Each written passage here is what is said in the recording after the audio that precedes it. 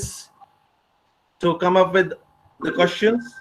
There is a chat box just right on the side, and you can share your questions over there. Our Twitter handle is @GCTC World. So I would request everyone to kindly tweet.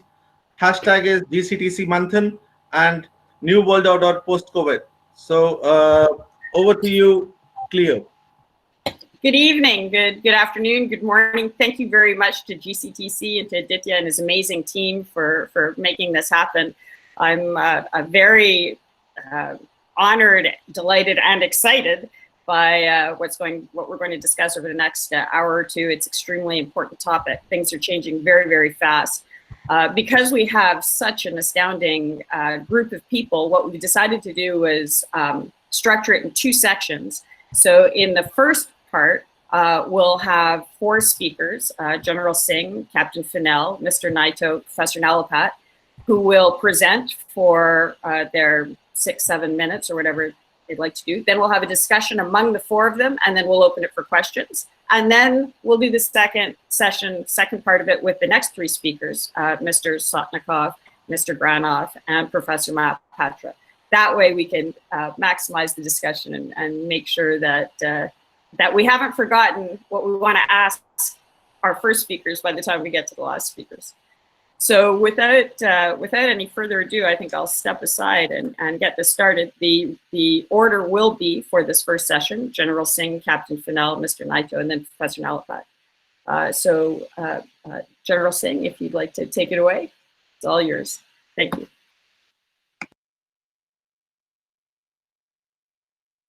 General Singh, your mic is on mute. Kindly unmute it.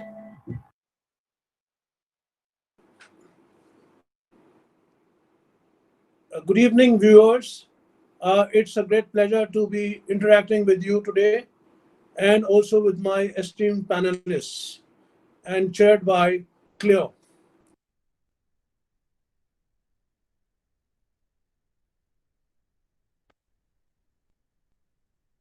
General JJ sir, we are not able to hear you. Kindly unmute your mic, and also if you you're not visible, please sir.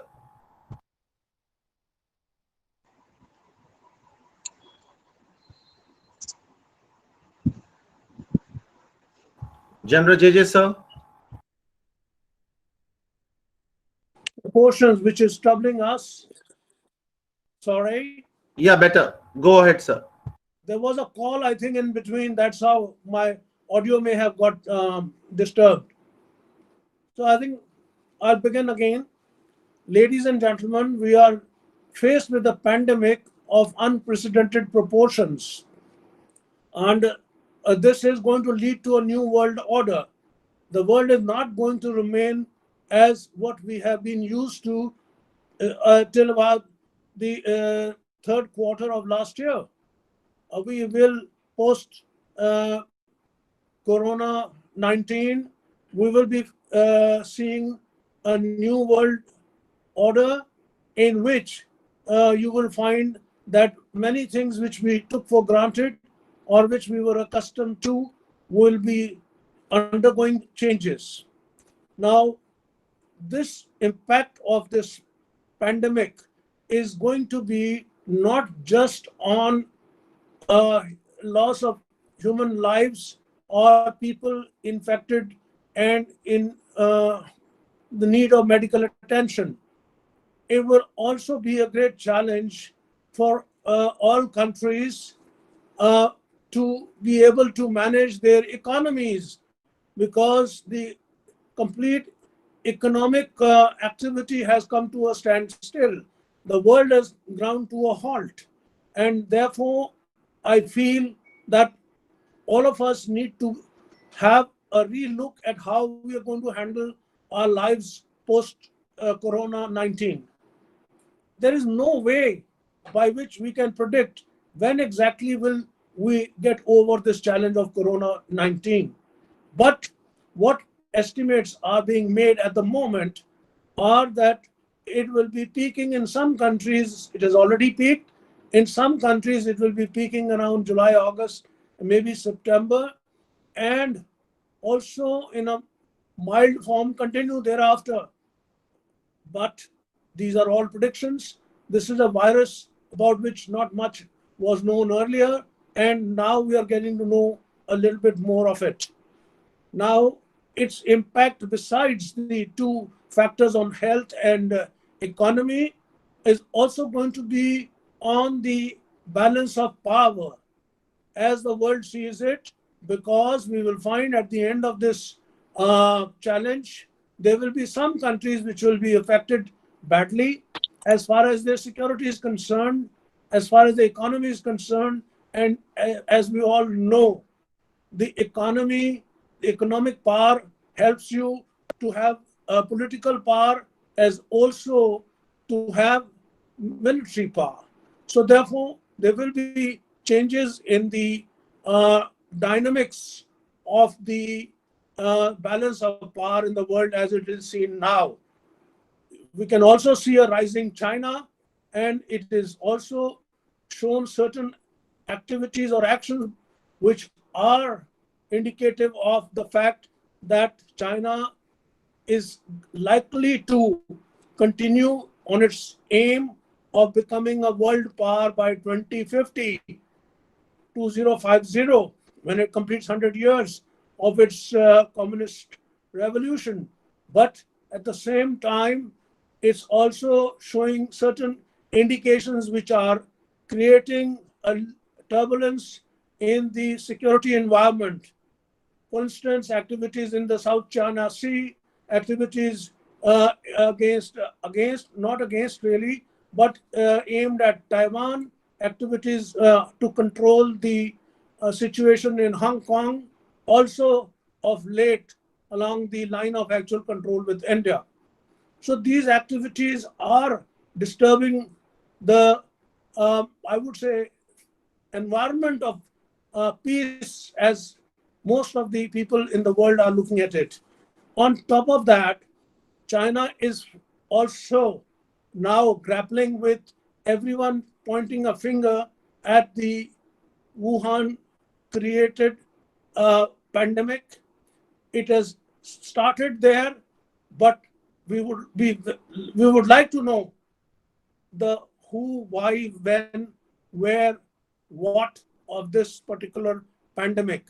And many countries of the world have agreed that there should be a transparent investigation done, because a pandemic of this nature should not be allowed to be repeated under any cost. And we should go to the root cause of it. And that's why countries will get together and not only cooperate, but also help in finding the cause of it and how to prevent it in future. And also to find a remedy for this virus, to contain this virus and save lives.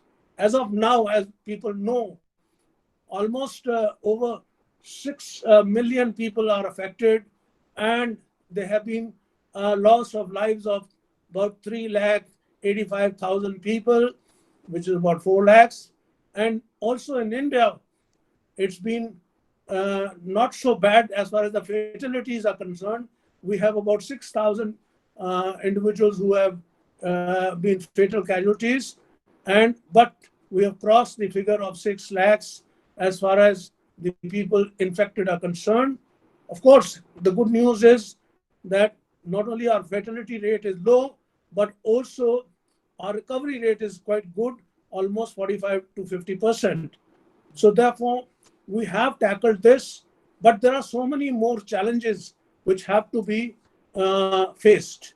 And if you carry out the analysis of this, which will be our endeavor today in our discussions, we will come to the conclusion that it will also have an effect on the political system of many countries and leaderships, because today we are finding more and more countries are looking at themselves first. That means the nation comes first and the rest of the world comes after that. So therefore, the multilateralism has gone down in the background, and it is more or less each country trying to solve the problem to the best of their ability themselves. And world organizations like UN, WTO, World Health Organization, and IMF, all of them are also now under a challenge. And the role of World Health Organization is also being questioned because there has been a certain amount of delay in the Chinese informing the rest of the world about this pandemic. So now there are many other issues which I'm sure will be brought out during the course of the discussions.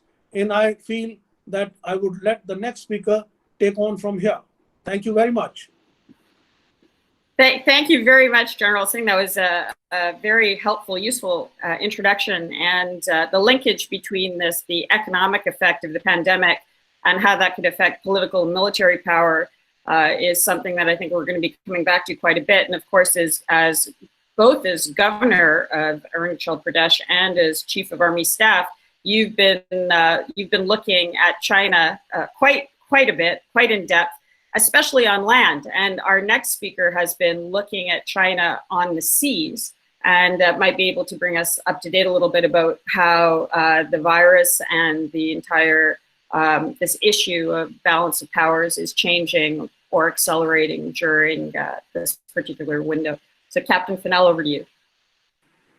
Thank you very much, Cleo. And it's an honor to be participating in this GCTC event, and I'm very honored to be here. Thank you for your time. And I will address things from the naval hard power perspective as it relates to what's happened in this post-pandemic environment. I believe the biggest challenge for US and Indian national security leaders over the next 30 years is the speed and sustainability of the PRC's national effort to deploy a global Navy. In June 2018, I stood aboard the fantail of the PLA Navy guided missile frigate Bin Zhao in Port Kiel, Germany. And at that time, it was never clear to me that Beijing has the national will to dominate the seas. Bin Zhao had been at sea for 2.5 months patrolling the waters off the Gulf of Aden as part of China's anti-piracy naval task force. Moored among German, British, and United States warships, Bin Zhao stood out with its immaculate appearance. Staff, ship's officers, and crew exuded confidence and preparedness to get underway to sea where they looked like they belonged.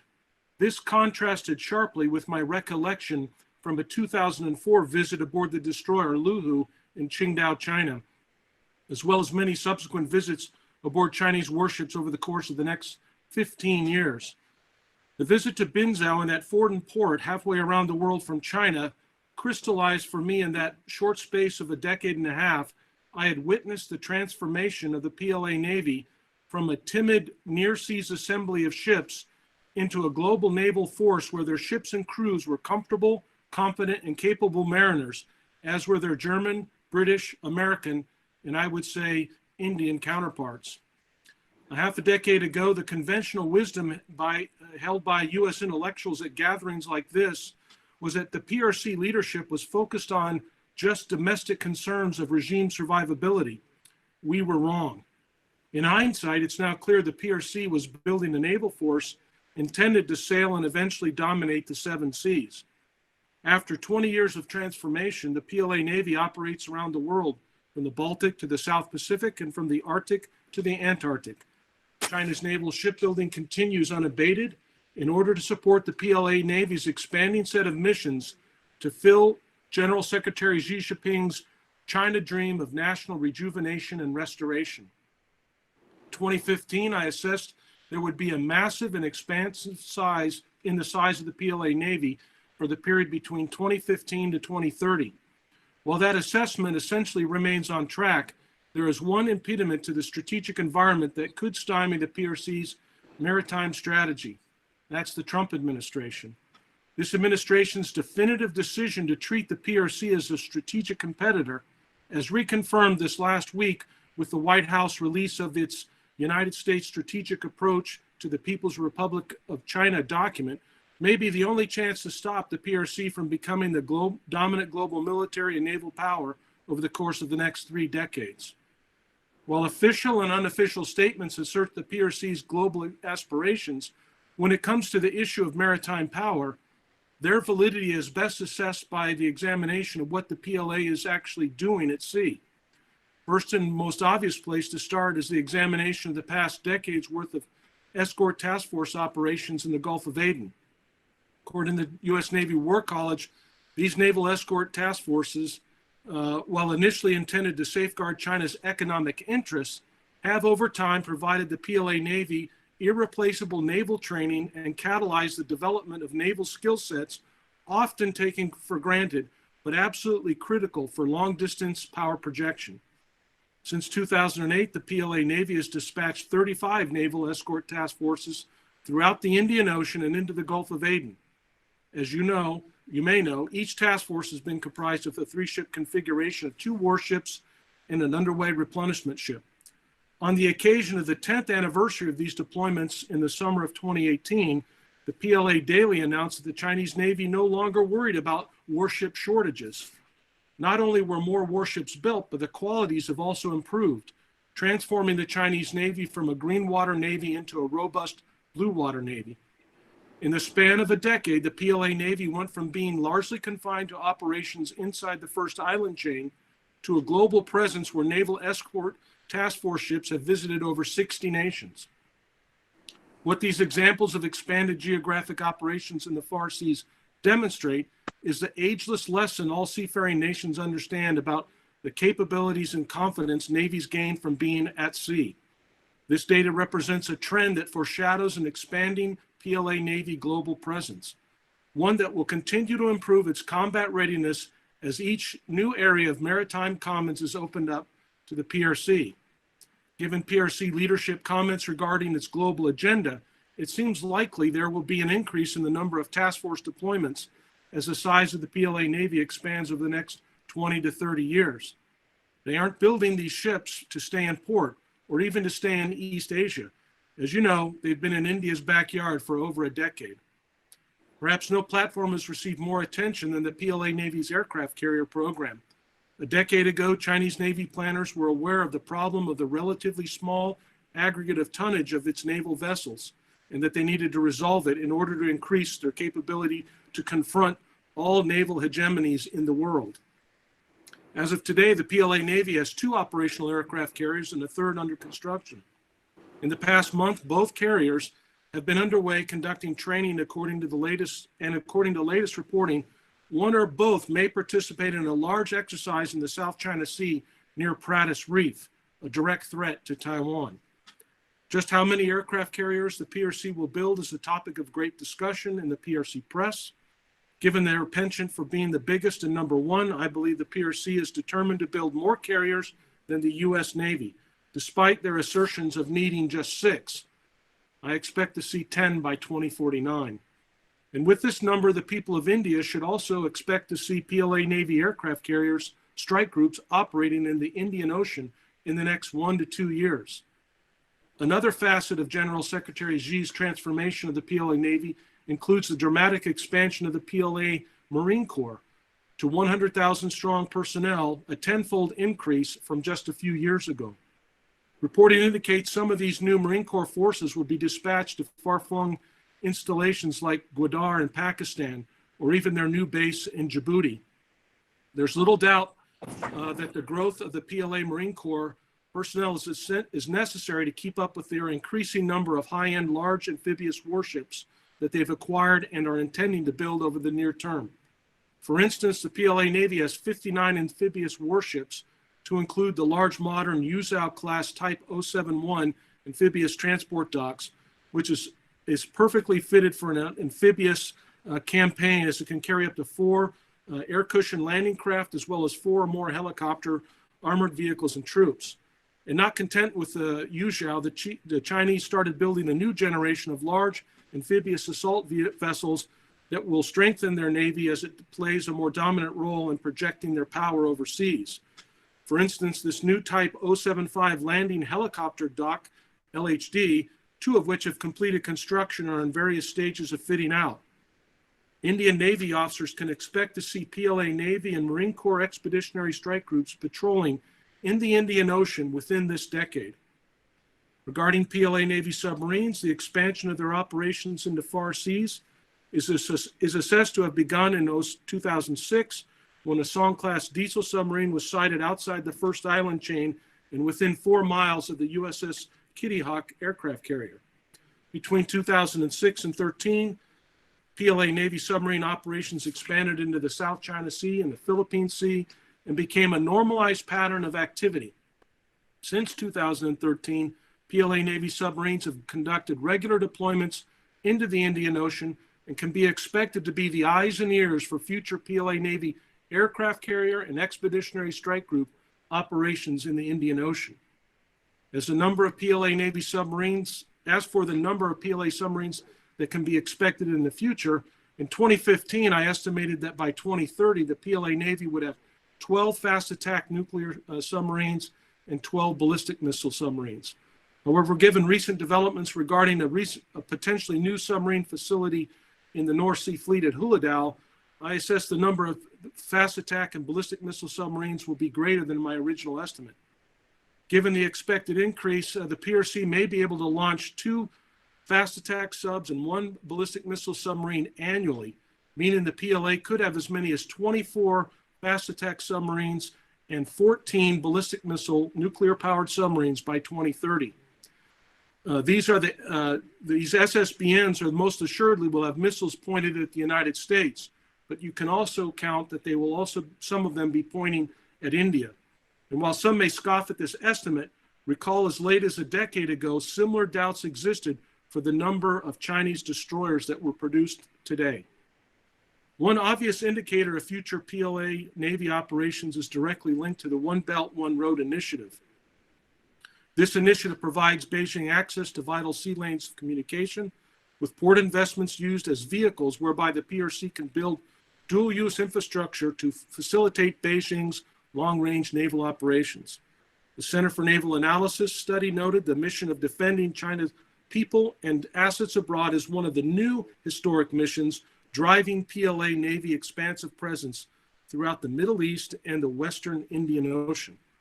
Given the past 20-year trajectory in naval construction, the PRC's expressed desire and ability to continue to increase its spending on naval shipbuilding, the cost advantages in its shipbuilding industry enjoys compared to foreign naval shipyards, and Chinese shipbuilders' continued trend of indigenous technical mastery of complex designs and systems integration, I expect the PLA Navy will continue to surpass the U.S. Navy in the number of warships built into the foreseeable future. But finally, I assess the PLA Navy by 2030 will consist of a surface force of over 450 ships and a submarine force approaching 110 submarines. It's almost a 10% increase from my estimate from just 2015, and it still may be low. Which brings me to my final 2 points. As the defense and security policy makers assess the speed and sustainability of China's naval expansion into the future, it's useful to look back on other previous assessments of Chinese sea power. We should expect to find errors and misjudgments when we look back. Assessments of the future are hard. But the most notable feature of our China assessments is that all of our misjudgments have been in the same direction, perfectly fitting the definition of a systemic error. One of the most important lessons to be learned is that most accurate predictions of the PLA Navy are derived not just from what the PRC says or what a select few scholarly China hands interpret, but are instead created from an in-depth and consistent observation of what the PLA Navy is actually building and where their ships and submarines are operating on a continual basis. It's only by watching what China's Navy does every day, observing and recording their movements, that accurate and timely projections can be made. Assumptions must be rigorously tested, and when new or inconvenient data does not fit into existing conventional wisdom of what a select few self-appointed experts think they know about the Chinese, instead, we need decision makers to step in and demand assumptions to be challenged and thrown out if found to be wrong. The risk of surprise will be minimized with correct assessments, and to date, our community of American China hands has failed to predict China's rise in its military aggressiveness or assess effective policies to diminish or contain it. Bad assessments have made us less secure, less prosperous, and less influential. This is especially important when assessing catastrophic risks such as the balance of military power in the Indo-Pacific. And while many China hands proclaim their objectivity of their analysis and assessments, the proof of these claims must be tested by their track record. This is where policymakers must become more discerning and ruthless in their decision-making. So then, what does the future hold for the PLA Navy in the far seas of the Indian Ocean? China reassuringly asserts its global military presence is not an attempt to gain a sphere of influence, to interfere with the internal affairs of other countries, to invade foreign territories or disrupt regional order. They are indicators that this global naval presence, one that will come first to the Indian Ocean, will result in exactly what the world has witnessed in the South and East China Sea over the past decade, where the PLA Navy forces are used to bully and intimidate smaller and weaker nations to comply with Beijing's dictates. A global PLA Navy will increasingly threaten the United States and allied interests abroad, increasing, not decreasing, the risk of major war. Given the PLA Navy's operational and naval construction trajectory, the PRC's overall economic strength, the PLA Navy's decade-long experience operating in the far seas, and its established track record of intimidating neighbors to forfeit their coastal states' rights to China, we can assess the PRC is on track to be able to achieve sea control in the global maritime commons as early as 2030, and potentially even sea superiority by 2049. And it will use its power for the expansion of China's interest at the expense of others. It's popular to say that conflict with China is not inevitable. Of course it's not. However, the likelihood of conflict will not be wished away by platitudes and more unconstrained engagement. The best option to avert future conflict is for the U.S. to continue a whole-of-government approach to significantly strengthen the military and to confront China's bad behavior at sea. We must join the economic battle that Beijing has long fought and been fighting against us, and to economically contain China until it stops its dangerous arms race. The current administration has challenged 40 years worth of assumptions about how to deal with the PRC and is now leading a whole-of-government challenge. Beating the PLA Navy at sea or forcing it to permanently stand down requires these efforts and more. I hope it's not too little or too late. Thank you for your time. Thank you very much, Captain Fennell, for that extremely sobering overview of the operational capabilities that China already has and is developing, including in the Indian Ocean. What's very clear is that this is something that we're going to have to address as a community. And in terms of alliances, it's something that India knows quite a bit about. And to see if maybe there's some hope from some of the allies, we're going to go over to Japan and talk to Mr. Yasuo Naito, who understands very well what's happening out of Tokyo. Thank you.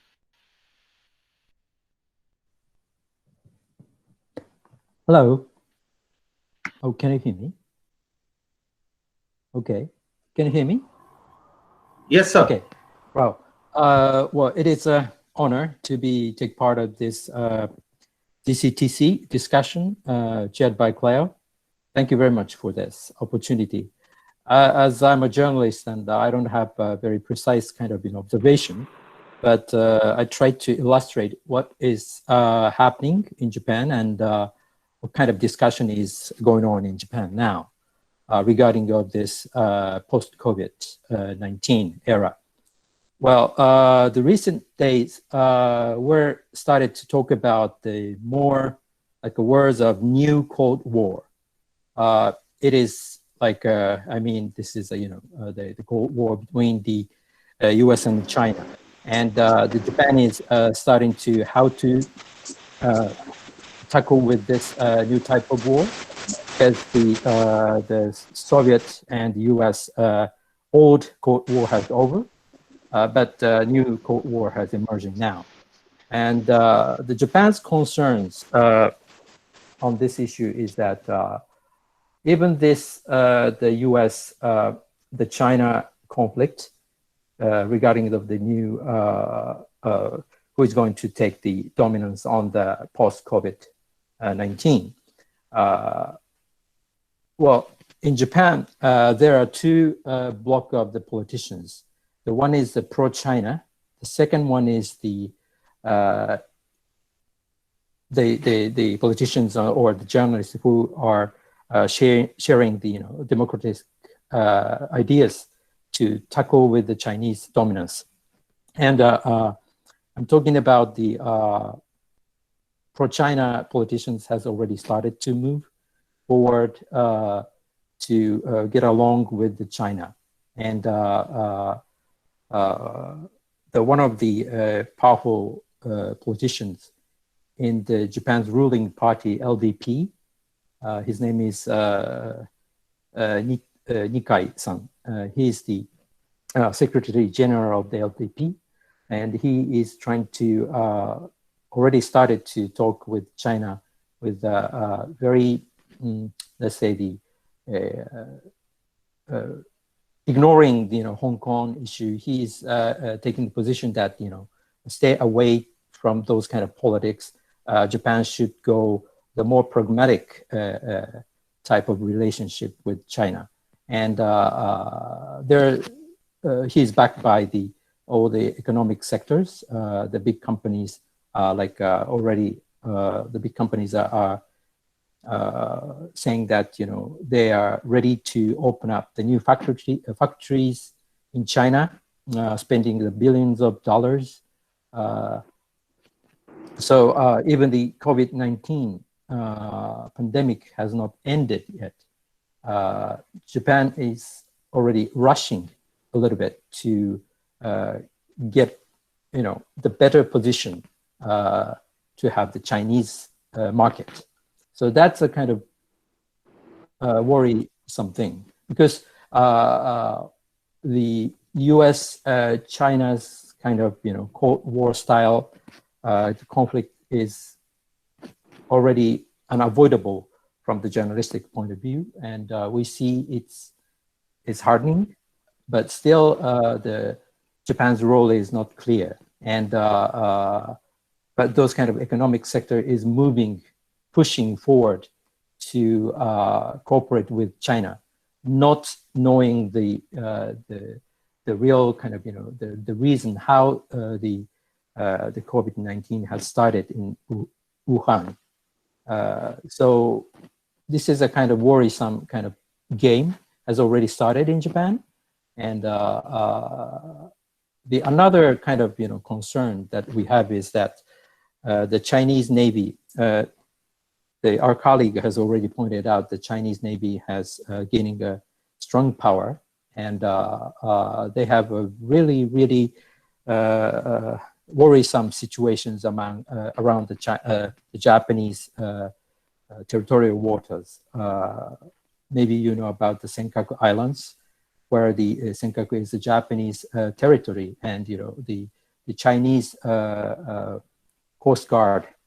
It's not Navy, but Coast Guard. A huge ship is appearing every day and patrolling, and they try to, say that their territorial waters. So in that way, the Japanese Coast Guard is there as well, and seems like already Japan and China has a kind of middle of the conflict, while the economy is move forward. So this is a kind of unbalanced situation is inevitable, and as in the foreseeing future, well, the Japanese military structure is getting weaker comparing to the Chinese navies, and the Japanese government is not investing that much to the military. So what's going to happen when the Chinese is becoming more confident on to get the Senkaku Island, where they think that it's their territory. So the concern is getting worse. And as for the Taiwan, China never drops the intention to annex Taiwan as a one country, as we already see in Hong Kong. But once again, in the Japanese political scene, we don't see any big debate regarding the Hong Kong or the Taiwan or even the Senkaku. The only Japanese newspaper like Sankei Shimbun, my newspaper, were based on where I'm based on, and I'm trying to show how the situation is getting worse. But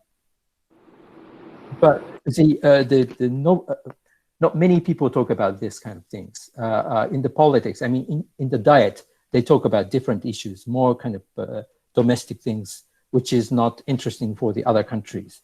And the opposition party are not eager to talk about much about the Chinese problems or the Hong Kong problems, Taiwan problems, or Senkaku issues.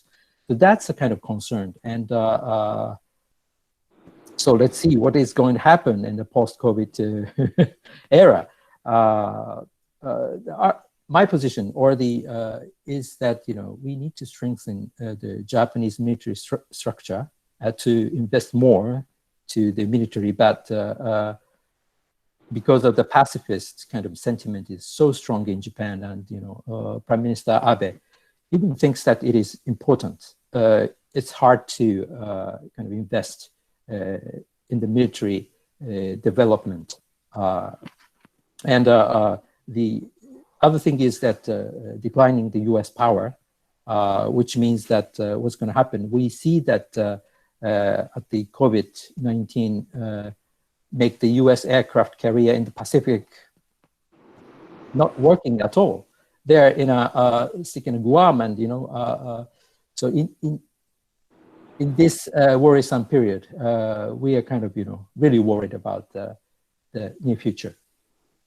Thank you very much for the attention. Thank you very much, Mr. Naito. I truly appreciate it. And just as a point for the audience, Japan Forward is one of the Japanese publications, few Japanese publications that does publish work of relevance to India. And in fact, they recently published a piece by our next speaker, Professor Nalapat. And before we turn to Professor Nalapat, just a quick warning to our previous three speakers. After Professor Nalapat, I'm going to ask each of you, in the order that you presented, General Singh, Captain Fennell, and Mr. Naito, to ask a question of one of the other panelists so that we can get the discussion going. And now we'll turn over to somebody who I'm sure everybody in the audience has been waiting to hear from, Professor Nalapat. Thank you, Cleo. I just want to say that, yes, I think it's quite right that 2021 and 2049 are very important dates in the calendar of the Chinese Communist Party. Now, we have had, forecasts of imminent death or imminent weakening of the CCP, of the PRC for quite some time. I would say decades. I mean, the same situation used to take place with India in earlier decades. It stopped around the middle of the 1980s, and to some small extent in smaller groups, it seems to have resurfaced. Well, I'd like to say that I think reports of India's weakness are greatly exaggerated. But in a similar way, I've long felt that reports of the CCP's weakness are greatly exaggerated. There are two countries that I think I've visited very often. Whether visiting very often means the same thing as knowing them, I don't know. One is China and the other is the United States. And both these countries. And I would only like to say that in my view, you had Mao, and Mao in a sense created this greater China. I mean, he integrated Tibet, Xinjiang, Manchuria, Inner Mongolia, a huge area and land mass into territory which was not really ruled by the KMT or indeed by the emperors in any real sense of the term. He did that. And he did create and infuse a sense of nationality, or if I may say so, a sense of unique destiny within the Chinese people, with all the complications that resulted from that. One of them being the Cultural Revolution. Now, the next person who transformed China, Deng Xiaoping, could never, he survived because Mao wanted him to survive for whatever reason. He could not have survived, against Mao Zedong's wishes. And secondly, the reason why he was able to implement this extremely successful program of economic reform was, in my view, because the Cultural Revolution eliminated practically the entire top and a large section of the middle tier of the Chinese Communist Party. Now, you have a a similar kind of elimination, for example, in a very democratic and non-violent way in the Congress Party in 1977 and again in 1978 by Indira Gandhi, who came to power in 1980. In the same way in Russia long back, a very different kind of transformation took place. And I simply want to say that Deng Xiaoping, of course, transformed China, made it a modern economy. But the third transformational leader, in my view, is Xi Jinping. And Xi Jinping's intention, obviously, is to build on Mao, build on Deng, and on the foundation of both Mao and Deng, enter into a situation where China is very plainly the global leader. Now, when we're talking about global leadership, it's not simply a question of the military. I mean, General Singh is an acknowledged military expert and highly respected all over the world. I think he would agree that, that it's not simply military strength that counts, or the Soviet Union would have been enormously strong. It was not, unfortunately or fortunately. It is also political, it is also social stability, and it's also economic development. So the idea behind number one would essentially be to create alternative supply chains to what the Chinese Communist Party has long seen as US-dominated supply chains, US-dominated defense systems, US-dominated international organizations, and essentially a US-dominated global world order, which came after 1945 victory and which had its seeds in Bretton Woods, etc. You had all these multilateral organizations. You have the United Nations organization and various other organizations. I don't think the Chinese are very happy with the fact that you got the United States, France, and Britain as three of the permanent members, although they can count on Russia now. That's two against three. I don't think they'll be happy until it becomes, their three versus the US two in some way, or maybe, their four against the US seven, or whatever it is.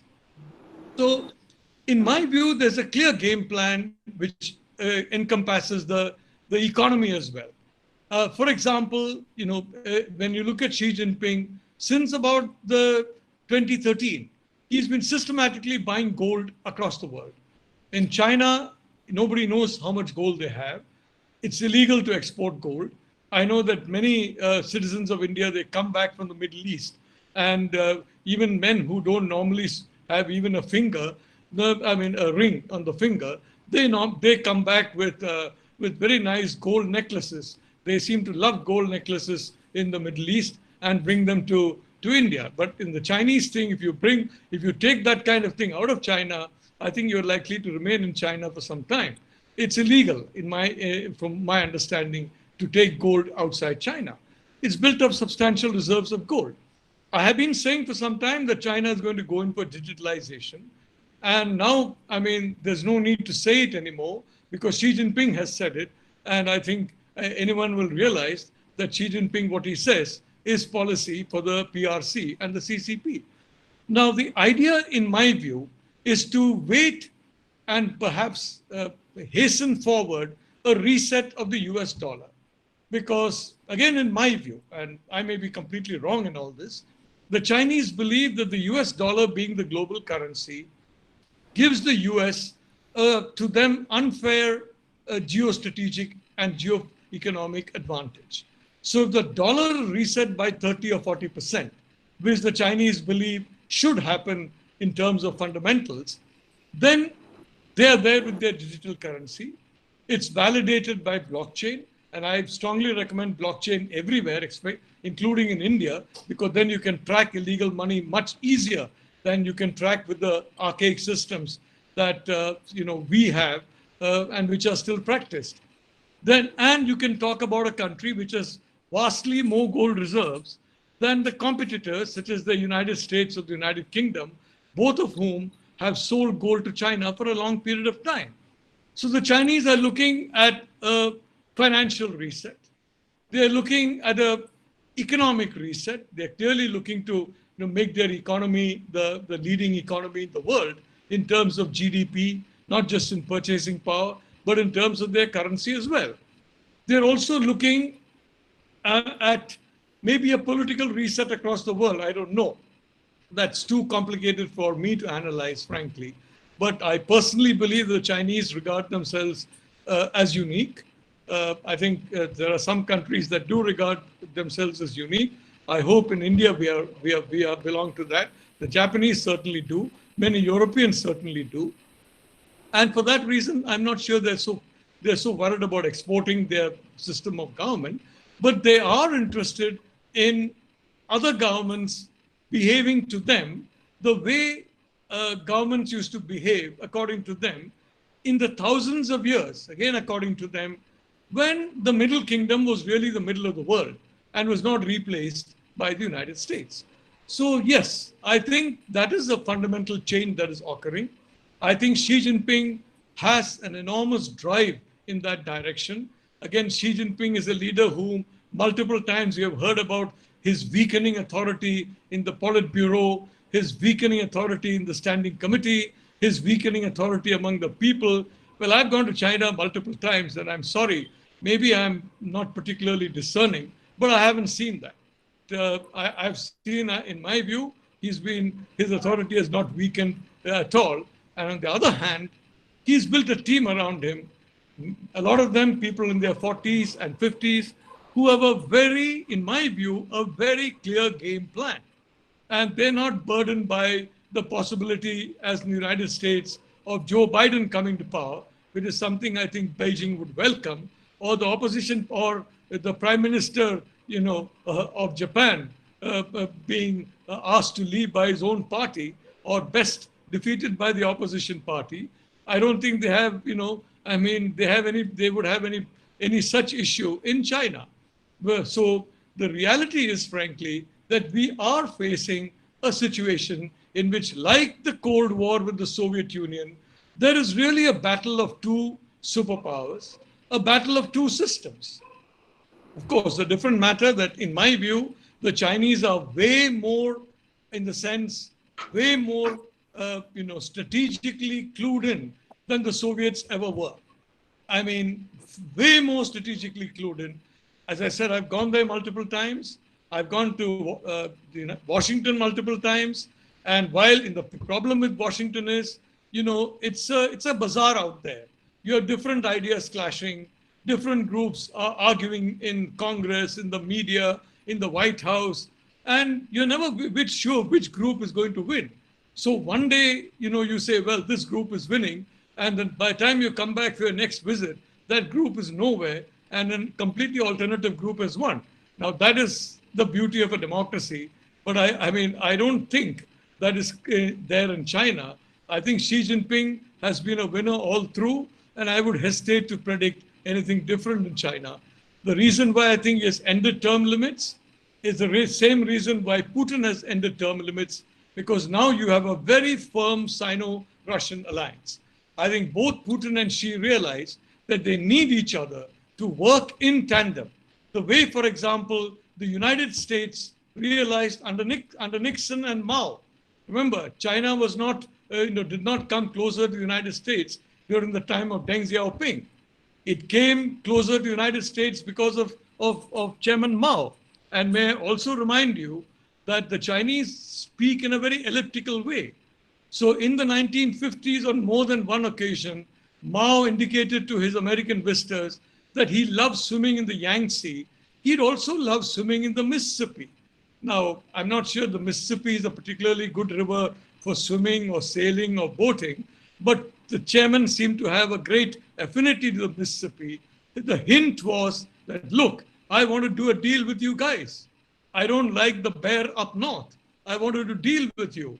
And Nixon got that hint, which previous US administration did not. And you know what happened?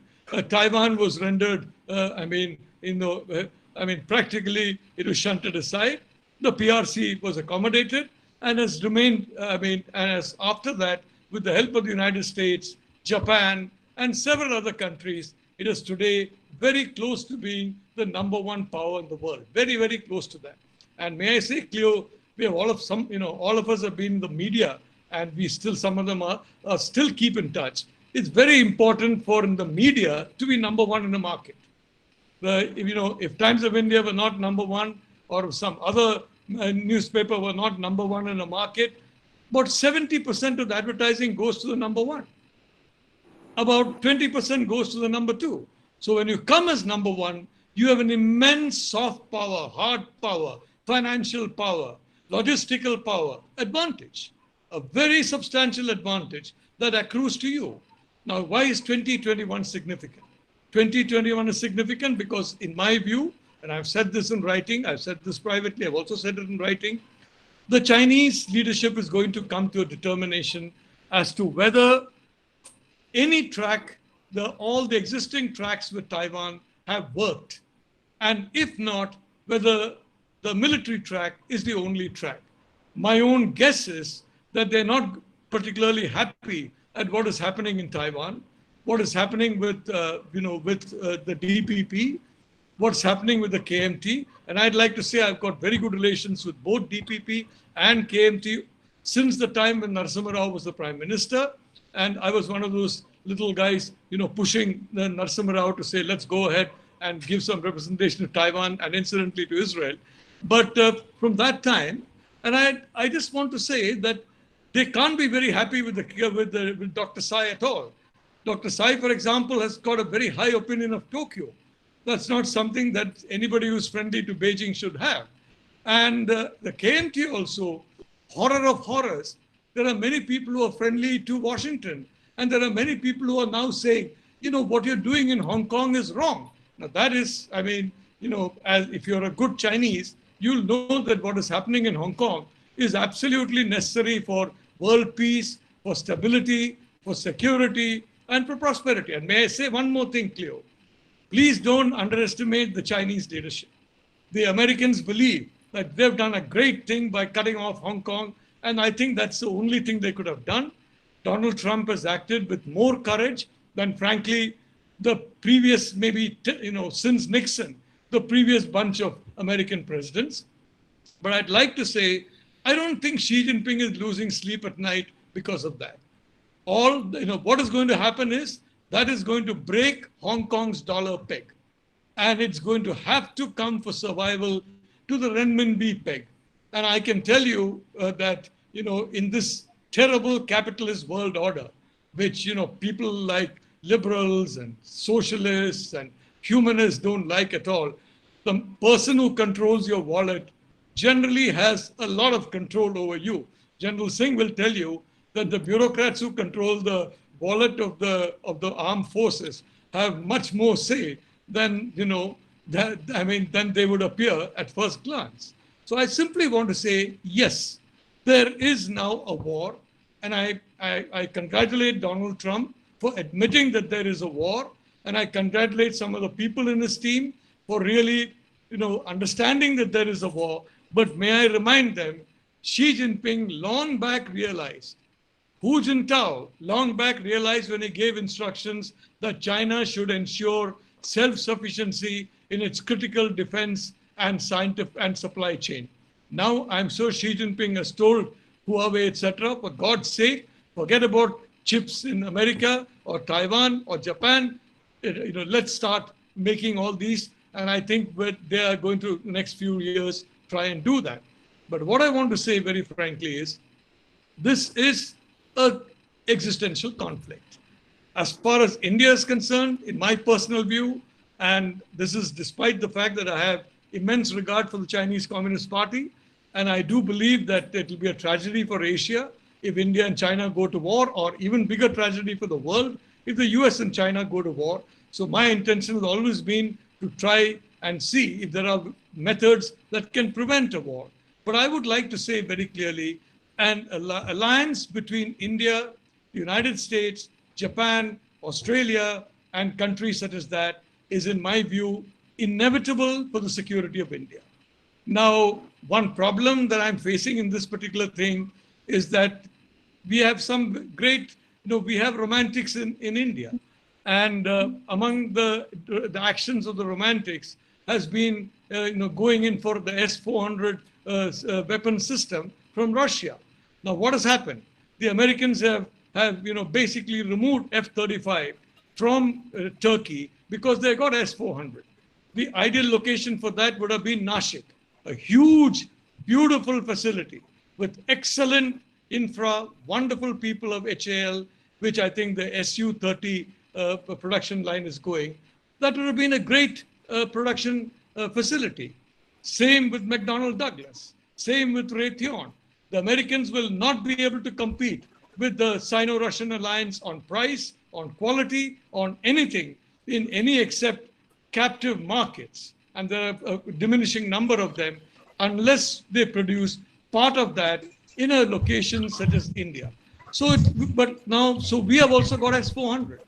So in my view, that is definitely going to put a dampener on the kind of relations with the United States, which includes relations regarding supply chains, which includes relationships, not only supply chains, but integrating defense production, defense system, defense planning, intelligence. It has to be a holistic, coordinated effort. And for that, I think in India, we have to come to some clear understanding. In the United States, also, we have to come to some clear understanding. India is, pardon me for saying this, it's not Germany, or it's not France, it's not even Britain. I'm not going to mention any other country. It stands in a class of its own. Richard Nixon reached out to Mao and said, you Chinese are almost as greater than the Americans. And Mao said, well, this guy realizes we are special. The Americans have not yet woken up to the fact that we are special, frankly. They're seeing us as, maybe a little bigger than Japan, maybe a little more people than Australia, maybe a bit more, English-speaking people than Britain, but essentially the same. Sorry, we are not. We are in a class by ourselves. And I think the day the United States realizes that, a lot of the issues will go away. I'm not sure if they're going to realize that because we're running out of time. The Chinese are working full steam, including, if I may say so, in India, convincing the Indian sections of the Indian political class, establishment, etc. After S-400, you have Huawei, you have 5G, and 5G will come into every home, every location, and track exactly what you do. So once these things come there, well, I think then it is going to be clear that Xi Jinping is going to get what he wants, which is a neutral India. Now, I would like to end. I'm sorry, Cleo, that I'm a Malayali. Kerala. We warm up in about 40 minutes. And so it's torture for me to even do it in 9 or 10 minutes. But I simply want to say, if the Western powers had been smart enough to do a deal with Russia during the 1930s, I think we would have not seen what happened in Europe in the 1940s. If India, in my view, is the Russia of this period, it is an indispensable power to ensure that there is no superpower war between China and the United States. I am not in favor of war. I am happy that between Russia and the Soviet Union and US, war was avoided. I would like to see war avoided between China and the US. But I can tell you, unless India is part of that security architecture, I'm not sure that somewhere, whether it's going to be in some islands claimed by Japan, whether it's going to be in some, in some territory of which General Singh was the constitutional in charge, whether it's going to be in Taiwan. I suspect Taiwan. I think next year they're going to come to a finding about Taiwan, and knowing the Chinese, they're going to work very hard at achieving that in a particular timetable. I don't know if the other side realizes that the clock will then start ticking. And by 2049, China wants to be what the United States has been since Bretton Woods and begin its own post-Bretton Woods scenario.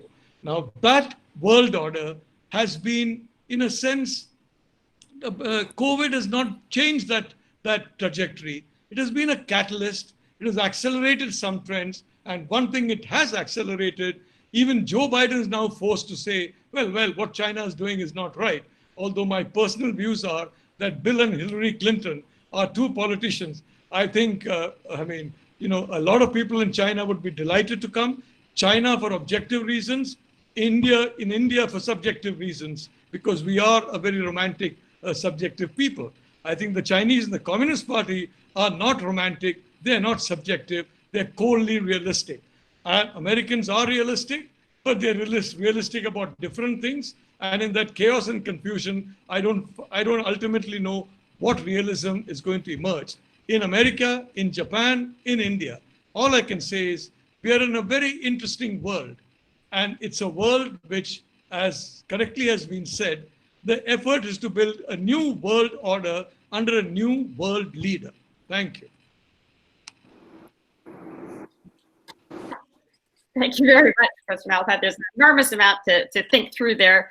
And perhaps when we come back to the panel again, if you want to talk about your idea for an Indo-Pacific Charter, which might start to frame how alliances can happen in multiple ways, that'd be very useful. We're going to go through the panelists again. And if you have any comments or questions for the other panelists, and including also some of the panelists from the second section, Mr. Granoff and Professor Mahapatra, if they want to come in at the end and ask anything before we move on to the second section.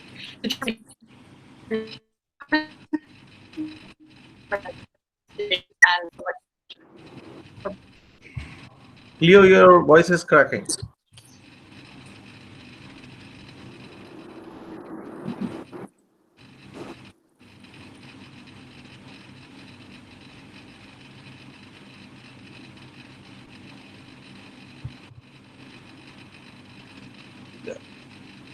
Aditya, you better take the temporary charge till Cleo comes back.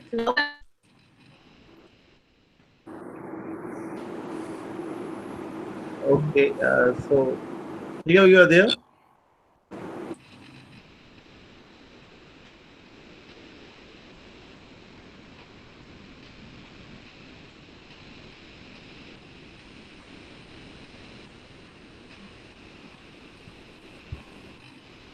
Okay, well, we can like start maybe for some questions in the meantime.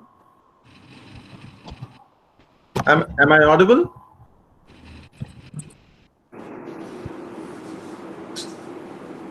So the question is basically from Mr. Sam, and the question basically for the panel: how powerful is the UNSC post 9/11? So if we can start with General JJ, please. Well, what is the point that you want me to explain on? I could not hear it properly. Well, I would request Sam if you can just post in the question from your own. Sam?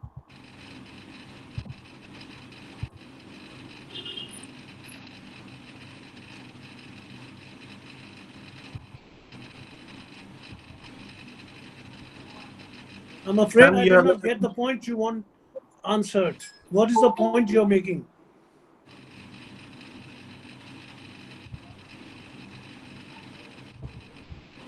Yeah, good evening, everyone. Firstly, I want to know, when we talk about the multilateralism as a concept being under threat or changing, and we talk about a multipolar world, how effective is UN and UNSC, especially post 9/11, when the US has a lot of time taken unilateral decisions and China has also not gone by the rule book? Thank you. And I have a question for Professor Nalapat.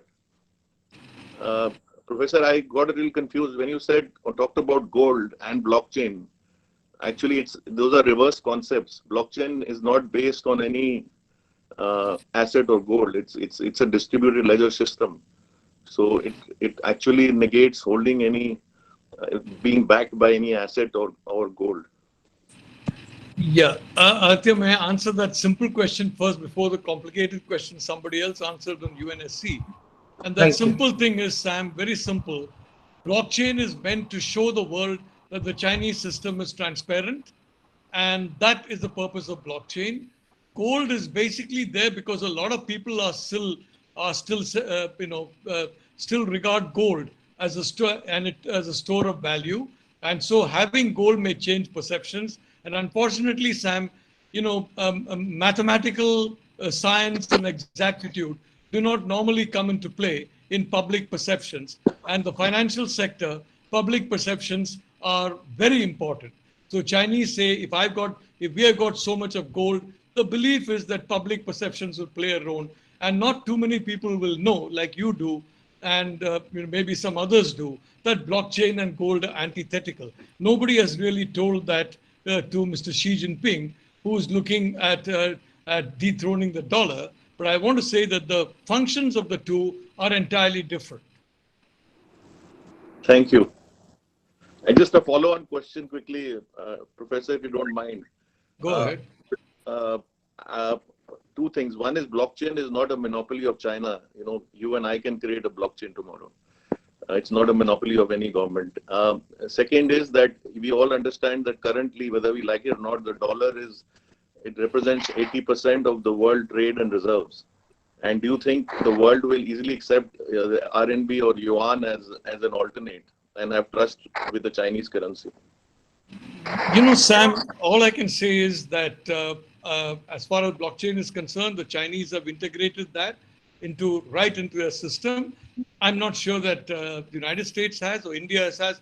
In fact, the United States has done certain things which I think are probably harmful in the long run, which is using the dollar, frankly, as a weapon by sanctions. And as a consequence, a lot of people have become terrified to hold the dollar because they believe tomorrow, if their country comes under sanctions or they come under sanctions, well, all their dollar deficits go down the tube.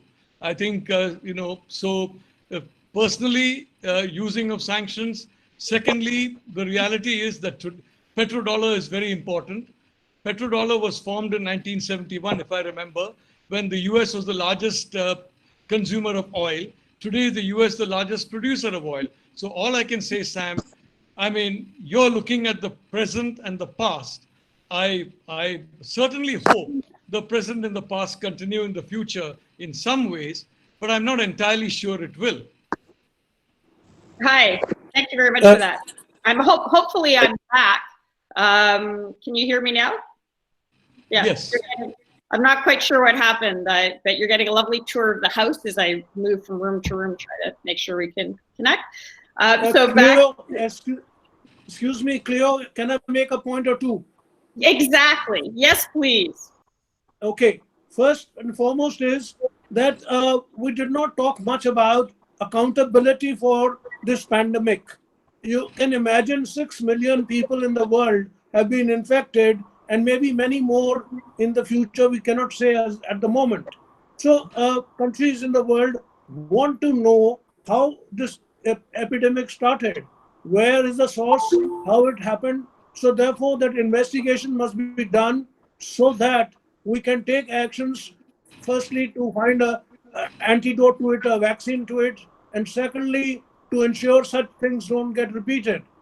We always in the army talk of NBC, nuclear, biological, and chemical warfare.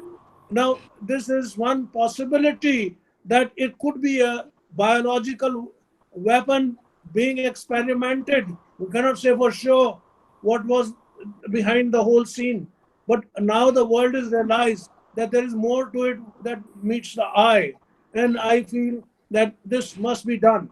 The second point is, I think Kissinger, when he broke the alliance between Russia and China, claimed it a great victory.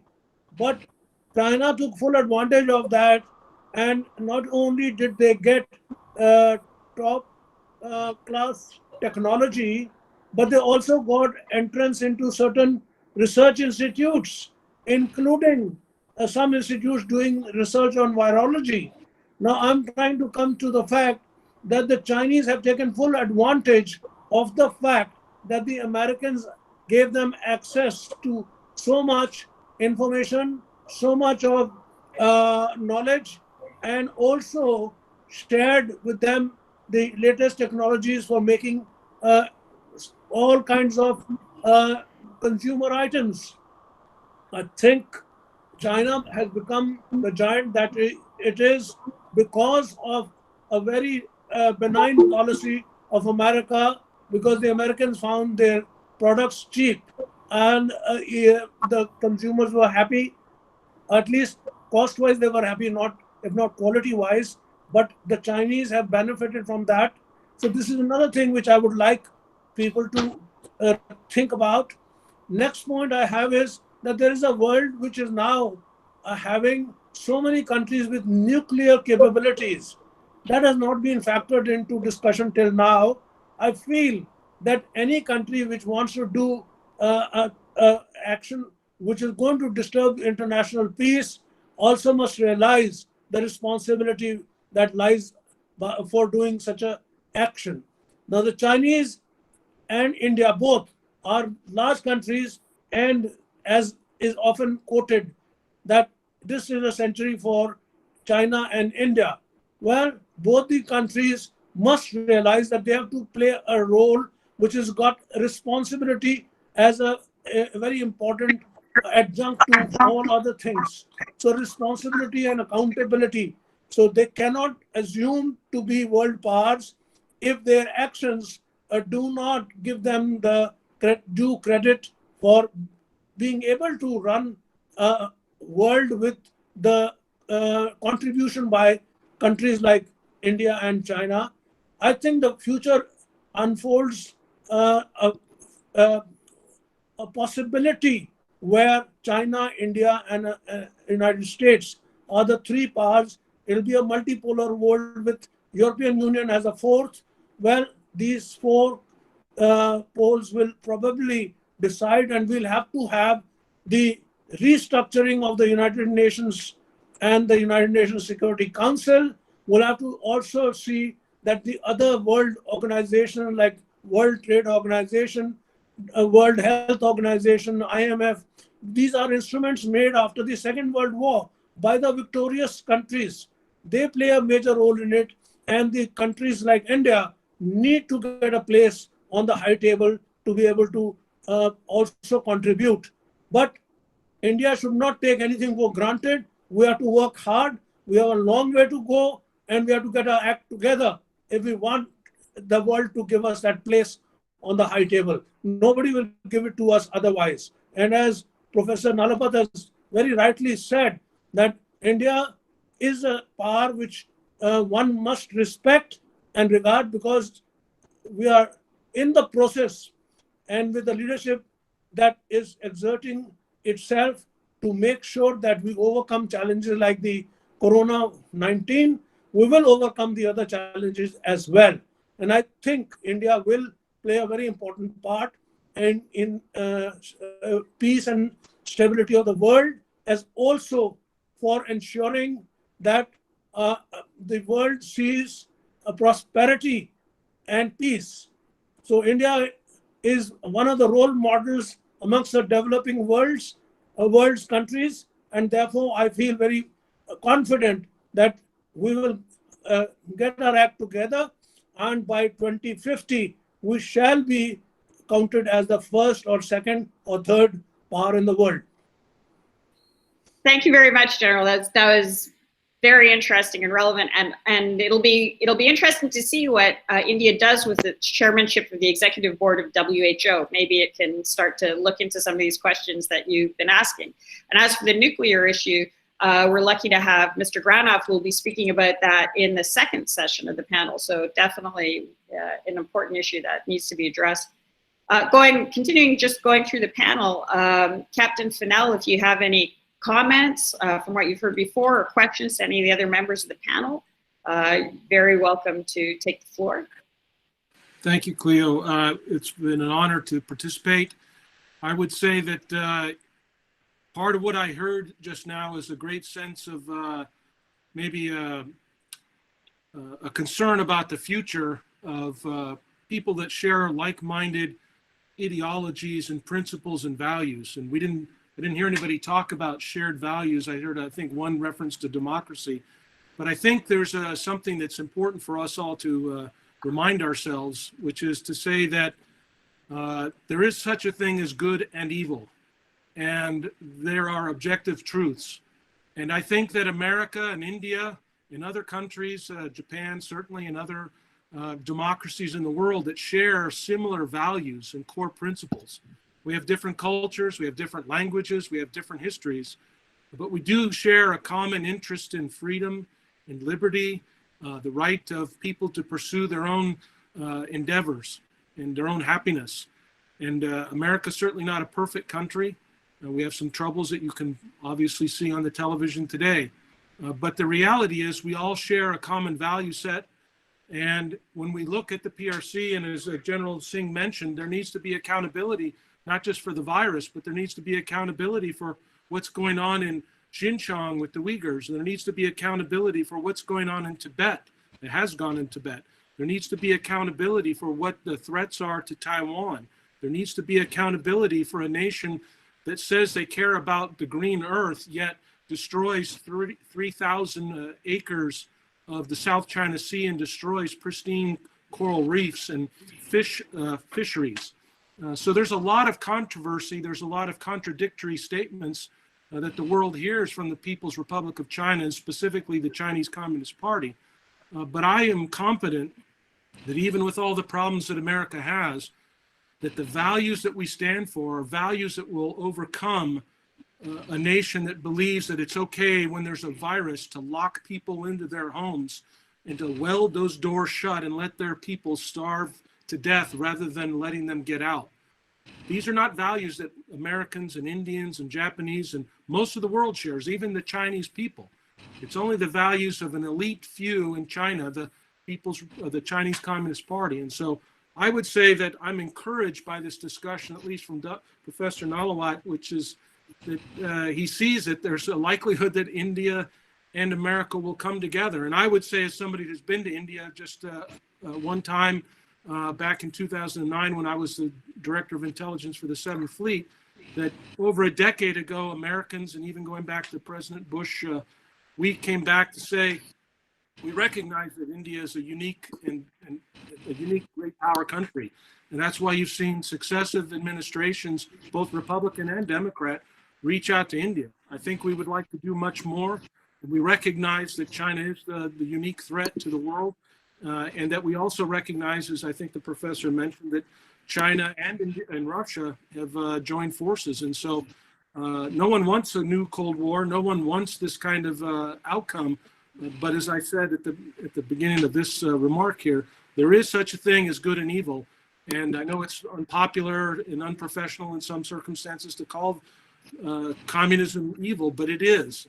And when we see the things that they're doing, either we're going to stand up to it and work together, or we're going to be overrun by it. And so I would hope that we would all continue to work together to have shared values and shared accords and try to move towards a way that we can peacefully deal with China and let them know that they're not going to be able to basically take over the world and have us all be walking around with cell phones that tell us whether or not we can leave our apartments and go into our grocery stores or get in our cars or get on a train or get on a plane. Thank you. Thank you very much, Mel, for bringing us back to the core basics of right and wrong. And as somebody who spends a lot of time both in India and in the US, I can attest to the compatibility.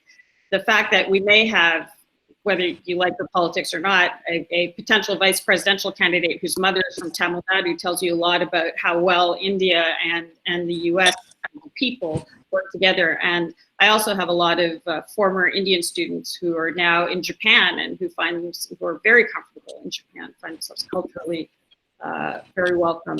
So, Mr. Naidoo, do you have any comments or questions that you'd like to add to some of the other members of the panel about all of these very fundamental issues of working together going forward? Well, thank you. Well, to be honest, I don't know what's going to happen in the future, as you all mentioned. But the important discussion I'm observing now in Japan is that, how to decrease the dependence in the Chinese economy. Because, the Japanese economy is heavily dependent on the Chinese market, and, even the producers depend on the Chinese companies, where even the small masks that well, Japan cannot produce anymore with the help of the Chinese. This is a kind of paradox, ironical thing is happening. That and the Chinese is helping with the masks, and this is something extraordinary thing that they infected us, but they're giving us the masks, and hey, we are friends, something like that. So the important thing that in the Japanese economical sector now is that whether they can decrease this dependency of the Chinese. So let's see what's going to happen. But the hopefully, when I was a child in 1970s, I lived in Russia. It's a Soviet Union at that time, and I lived in a very Cold War era in Moscow, and it was very calm and stable. Hope this new, let's say the new Cold War, is really stable, not the hot one. So that's my comment. Thank you. Cleo, could I jump in and respond to some of the debate that's going on? Yes, absolutely. And what we'll do, if it's okay with you, is we'll Professor Nalapat will make his comments, and then we'll come to you and to Professor Mahapatra, and then for comments or questions on what you've just heard, and then we'll go into your presentations afterwards. That's okay. Cleo, just 1 minute, please, and that's this Indo-Pacific Charter. Like the Atlantic Charter, in my view, I think the Indo-Pacific Charter would be a way of countries to sign on onto the common values that we are all speaking about. And essentially, those members who share those common values will be part of that charter. And the idea will be to ensure that any country that has those values in the Indo-Pacific definitely will be protected from attack. So in other words, it will be a zone of peace. The idea is to deter war. It's not to provoke a war, but to deter a war. And as I see it, there is a prospect of war in at least 2 or 3 locations in the Indo-Pacific. I think it's important to deter that. And I would think this charter would be a good formal way of doing that. I think it's important that, look, you can't have, we have this saying in India about somebody who was offered flogging and salt. So he took a little bit of salt, then he said, oh my God, no, I want to be flogged. Then he gets flogged. No, I want to be take the salt. Ultimately, it's all the salt and all the flogging. So I think one has to go one way or the other. As far as security is concerned, India has to decide between these 2 rival groups. And so far as the Sino-Russian group is concerned, well, one of the core members is Pakistan. So I presume Pakistan will welcome India and give it an honored place. And, as I said, I'm a little bit romantic as well. So let us hope for that wonderful day. But otherwise, I don't think we have an option. And I don't think the Americans, the Japanese, and the Australians also have an option, except to include India to ensure the peace in the Indo-Pacific. Thank you. Thank you very much. And for those who want to learn a bit more about the Indo-Pacific Charter, they can go to Japan Forward and see the article about it there. Mr. Granoff, do you have a comment, question on some, and for the listeners, we're going to get to have a whole presentation from Mr. Granoff and Professor Mahapatra just after this as well. Thank you.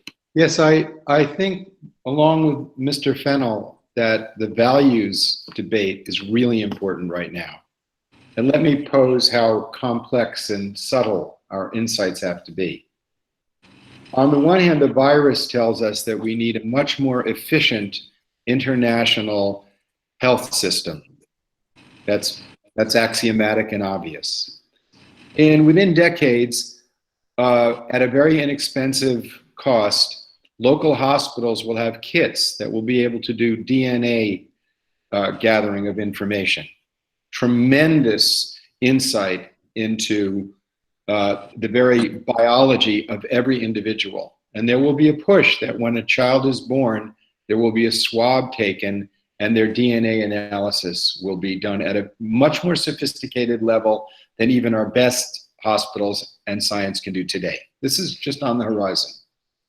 There will be an argument made that if a utilitarian analysis of public health will say it would be beneficial if we had a central bank of all of that information, so we could we could improve global public health. That will be the argument the Chinese will make, because they have a purely utilitarian understanding of social order. They don't have a concept of the rule of law, they have a concept of the rule through law. So then there's another set of values that say, well, if you put that kind of power in the hands of a small bureaucracy, several things will happen. First and foremost, it will attract people who want to have that power. Second, it will give that group of people who have that information increasing power as science increases. We do not presently have the legal institutions, the reins of law and oh goodness, we do not have the institutions of law and morality to check that kind of power. We don't have the kind of checks and balances that would be able to ensure that such power would not be abused. Nor do we have a universal consensus that privacy, individual liberty are sacrosanct. Certainly not in China. And now we can see in the United States where the checks and balances system has been challenged. Even in the United States, it doesn't have the sacrosanct that it should. And that's not just the Trump administration. Our intelligence community and our social media people have been gathering incredible intrusive amounts of information on people. So my point is, you have two highly contradictory values at stake. One, personal liberty, privacy, very important for a free society, and the other, efficiencies in medicine. I think that this is a moment like 1645 in Europe, when it was clear that you had countervailing values and institutions that were not serving the public, because you had a 30 years war of slaughter. And in 1648, we created the modern state. We're at a moment now in which people who think seriously have got to grapple with values that have legitimacy. The Chinese view of efficiency has some legitimacy, and certainly the view of the sanctity of the individual has legitimacy. And we need to bring the best minds of the planet together to grapple with these, not in an adversarial fashion, but in a cooperative fashion, because without respecting the different points of view and the historical circumstances that give rise to them, we will have a scourge of war that will be terminal. Thank you very much for that. So I think we've sort of segued into the second part of our panel already. So what I'll do, because of where we are on time, is I'll request our next three sets of presenters to present, and then we'll take questions from the audience at the end. So we'll come back to you, Mr. Granoff, if you have anything more to say afterwards. And in the meantime, if Mr. Sotnikov is there and he would like to talk to us for 6 or 7 minutes, or it would be very welcome. Yes, I'm here, Cleo. I'm listening to you very, very, very, very attentively. You know, yeah. Now it's our turn to listen to you. Okay. Should I start? Yes, please. Okay. This actually challenge which presented by the coronavirus. That means that the world order and the world itself would never be the same. We actually entering a whole new epoch of challenging problems for the whole population of the Earth. And I think that even there are some bad scenarios and good scenarios of the pandemic of COVID-19 going on in different countries. Look what is actually happening in the United States. Russia would be able to avoid the very bad scenario, because the authorities of Russia actually took pains to preventive measures, and especially here in Moscow where I live, because we were expecting the very bad scenario that almost half of the population of Moscow would be infected, and there will be COVID-19 deaths all around. So, but concerning getting back to the whole new world order, I would say that what we must do, number one, we must take our pains to have the effective new vaccine. And in Russia, just a week ago, it was declared that the scientists at Novosibirsk Biological Institution actually are working day and night on creating such a vaccine to vaccinate the population of Russia, and let alone the fact that there will be the mandatory test for COVID-19. First of all, it was declared that the test would be voluntary, and then the authorities said that the test would be mandatory. So I think that the pandemic of COVID-19 showed with the whole force that there is no enemies and friends now in this world. The globalization will continue, but on a different level, because the pandemic the pandemic of COVID-19 showed that all countries, despite their political systems, despite their authorities, despite the differences in the views on what the world should be, are prone and are actually very sensitive to such pandemic like COVID-19. So there should be a concerned effort of all the countries, and we should forget about our differences and our arguments to provide the population of Earth, globally saying, with the new methods of vaccination, with new methods of treatment and of such pandemic diseases, and to get prepared for the such pandemics in the future.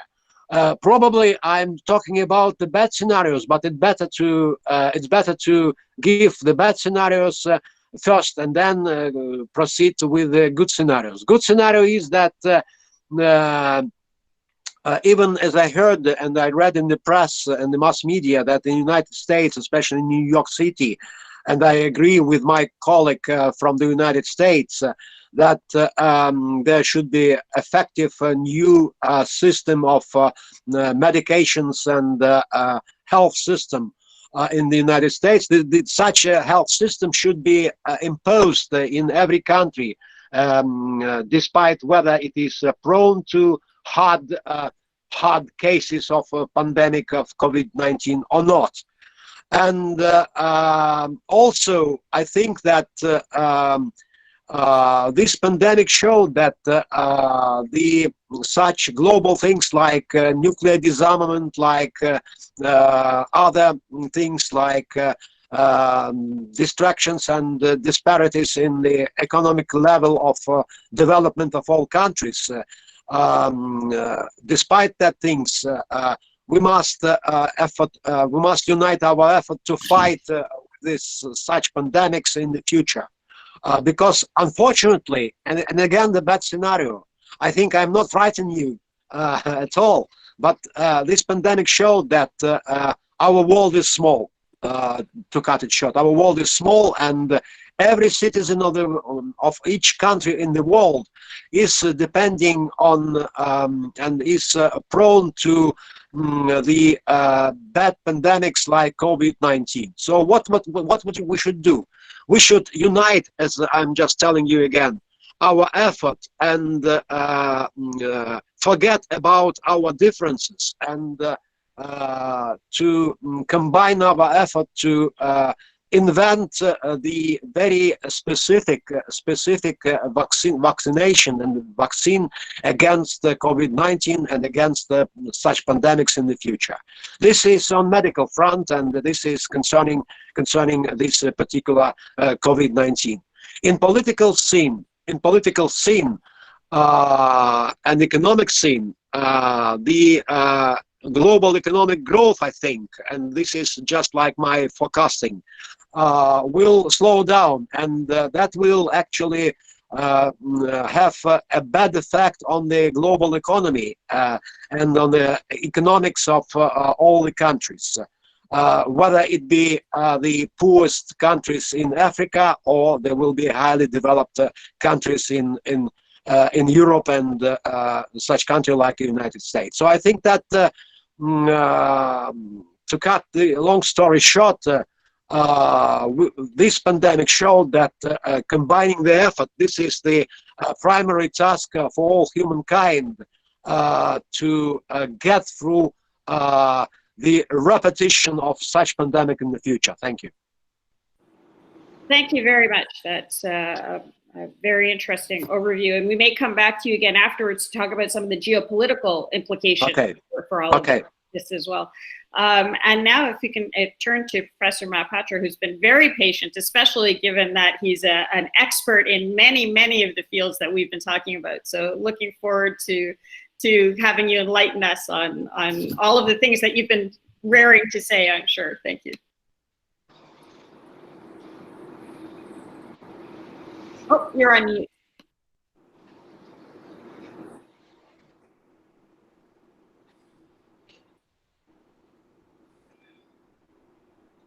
Some trouble with the connection, Leo, right?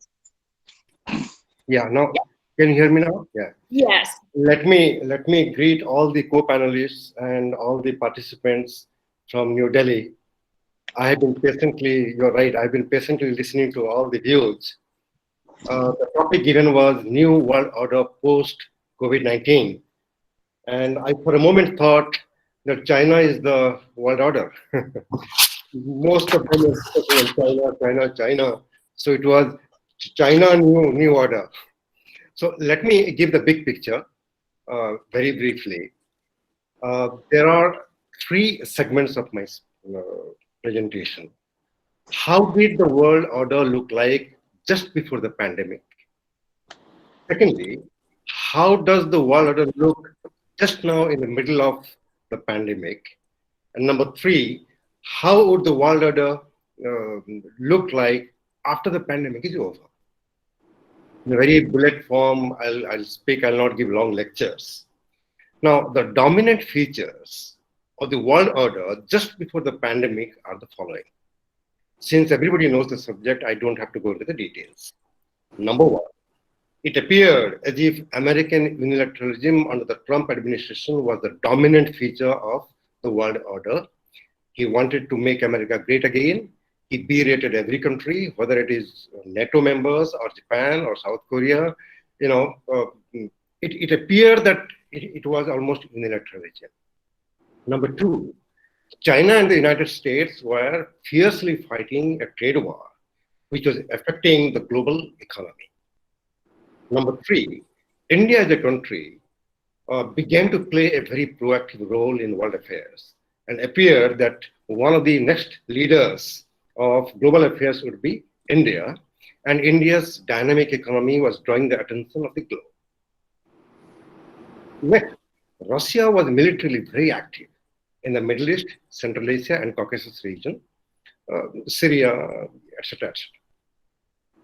Then the European Union. The European Union was facing tremendous amount of stress, partly because of the economic downturn, and partly because it was reeling under the uncertainty of Brexit, and it was trying very hard to deal with the refugee crisis. And then, of course, it was witnessing some kind of populism as well as authoritarian regimes in central and eastern part of the European continent. In Latin America, we found that there was less and less demand for the commodities, and the Latin American economies which are prospering because of growth in China were now beginning to suffer. Now, this is how the world order by and large looked like. Then comes the pandemic.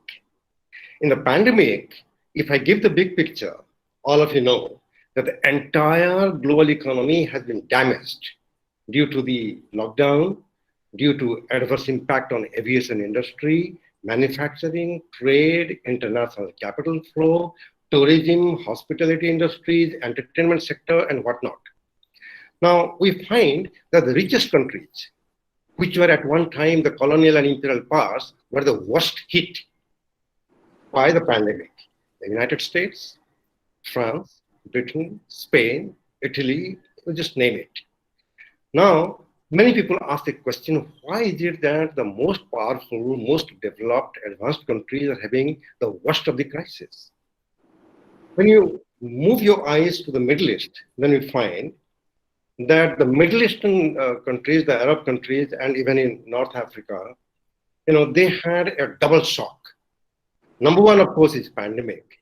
And the number two is tremendous amount of reduction in the prices of the oil. And in the process, the revenue was down and social unrest was about to begin. And it was more challenging for a few countries which were still facing the problem that began from the Arab Spring. And some of the countries like Yemen and Syria, which were having tremendous amount of social unrest and civil war kind of situation. Now, in the oil exporting countries, if you see, those who are exporting oil, now they're not getting adequate revenue because of the reduction in the price of the oil. And those who are importing oil and many other developing countries, for them, it was a terrible situation.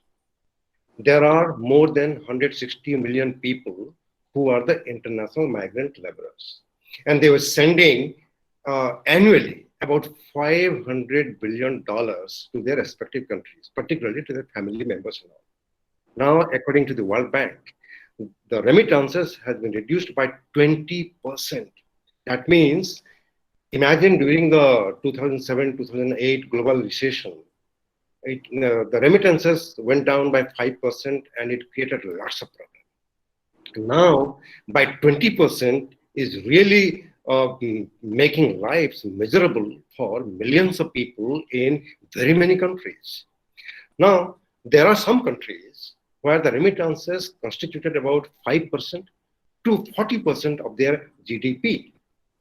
My next point would be, in the middle of the pandemic, nobody imagined that the United States of America would undergo a kind of civil strife, which was never seen since 1960s civil rights movement. And when a superpower like the United States with tremendous amount of soft power, and it's a very attractive country, it draws best of the brain power from all of the world. Every student from every country would aspire to go to the USA and live there. Other people would like to go to USA and work there. Suddenly, when such a thing is happening in the USA, America is becoming less and less attractive.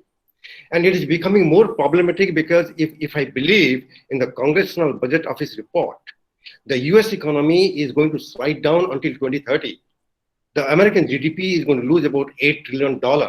So the mighty superpower, the only superpower in my view, having this kind of economic stress and social unrest is something to watch. Now, China, on the other hand, everybody talked about China, has been flexing its military muscle along the Indian border, in South China Sea, sinking the ships of Vietnam, and even as our friend from Japan said, in Senkaku Island also, the Coast Guard is all the time moving around. I have one point of contention with my friend from Japan.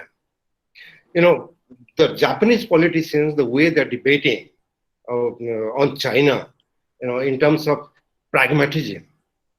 If 40,000 American troops would not have been there in Japan, and the American nuclear umbrella would not have been extended to Japan, this kind of debate would have been a big luxury for the Japanese people.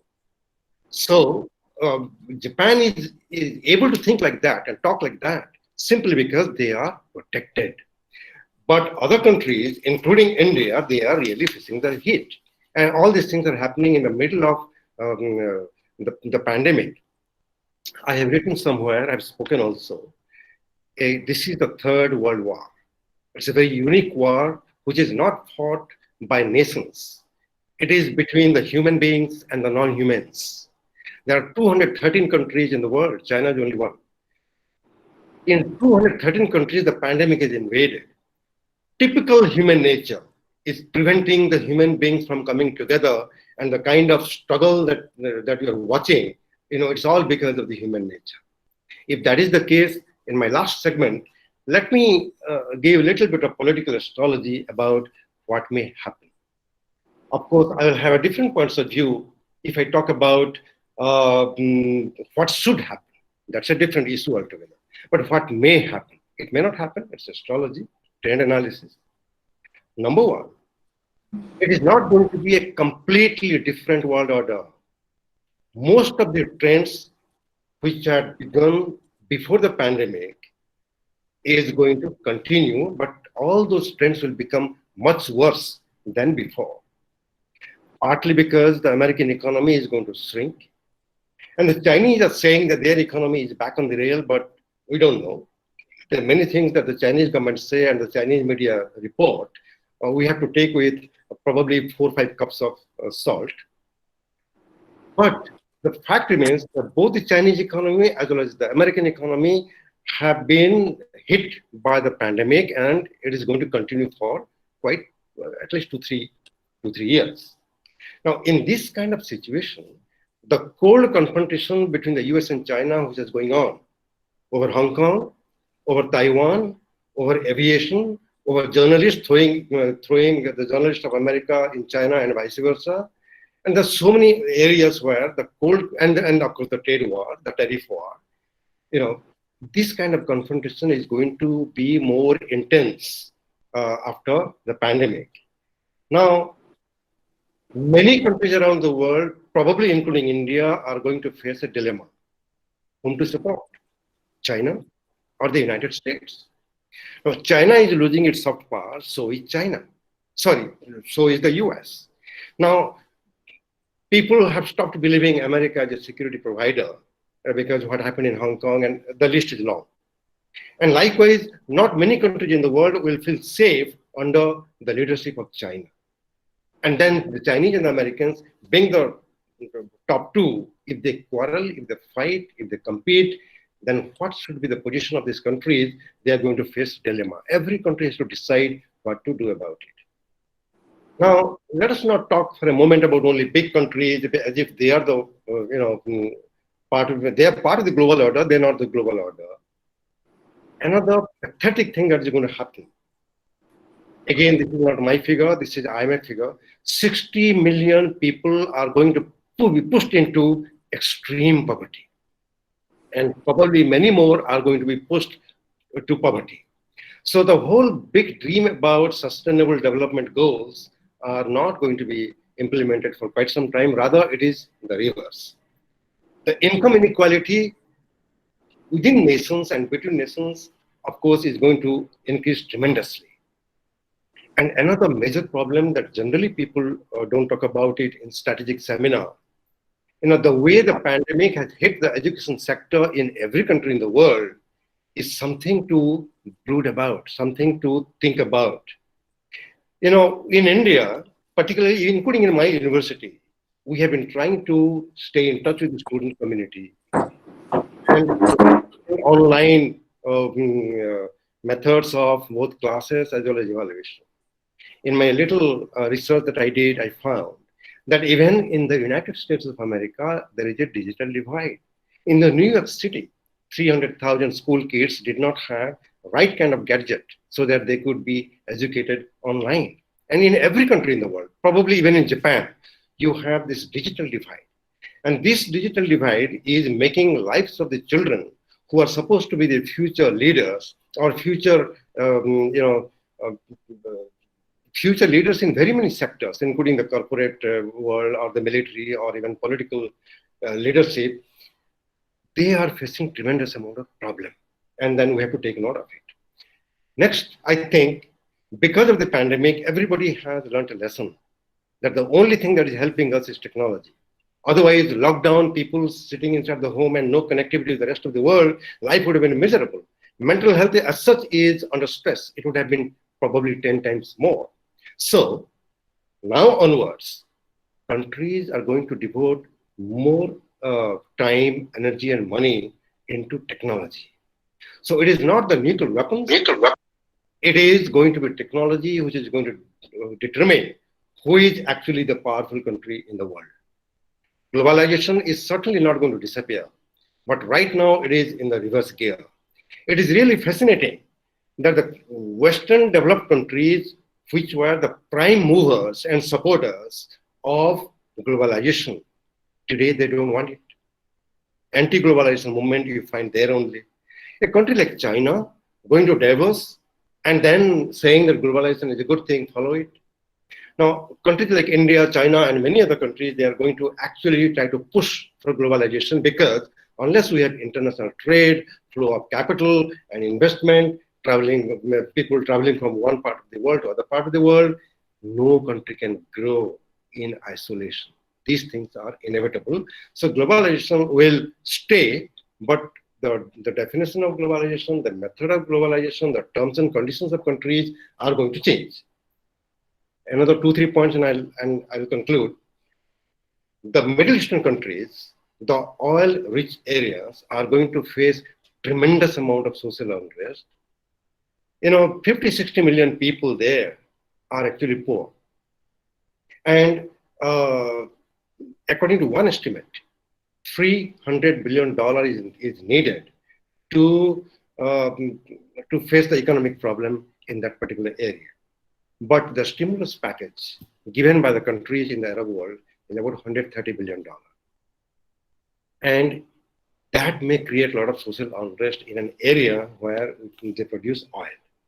In South Asia, in the last 40 years, the kind of economic downturn we are facing, we have never faced. And all the points that I made about poverty and difficulties of the economy, the companies to be back on the rail, all problems will continue for quite some time before we grow again.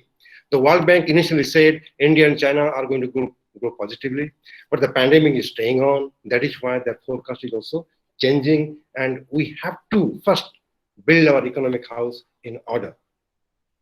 Finally, supply chains are going to change. Probably they will become more regional and not global, and that will affect the global economy. And finally, the alliances of the type that we witnessed in the past, they are going to be in for a very big change. New alignments will come. New combination of countries will come together. The major part, there will be no leader. The US will find it very hard to lead the world. And China will find it very hard to get the led. So people will not trust China, and America is in deep trouble as of now. So in this leaderless world, probably countries like India and a few other middle powers, they have to come together and think hard. And along with the major powers, try to do things in a way where there will be global stability. The liberal order is already declining. We do not need that kind of liberal order. As one of the panelists said, what we need is reform. Reform in World Bank, in IMF, even in the United Nations Security Council. Then only the human beings, even if they quarrel, if they continue to quarrel and fight and compete, human civilization will survive and probably prosper. Thank you very much for your attention.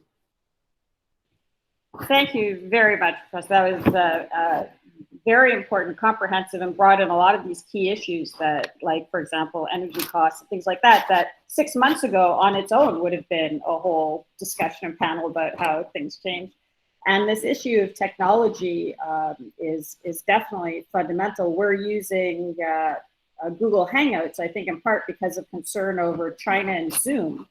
And it's been mooted in the UK recently to set up a D10, a democratic 10-country alliance to set up a competitor to Huawei, of course, which India would be very central to. So this idea of kind of common values coming together to create not unipolar, but multipolar systems that can help navigate into the future are very fundamental, and hopefully this opportunity will accelerate that process.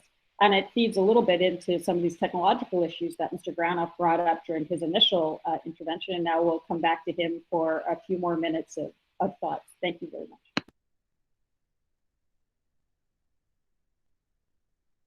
Oh, I think you might be on mute. There we go. Thank you very much. during the height of the Cold War, 1956, very quietly, scientists of the then Soviet Union and the United States came together to develop a treatment to address polio. So Albert Sabin of the United States, Mikhail Chumakov, and Dr.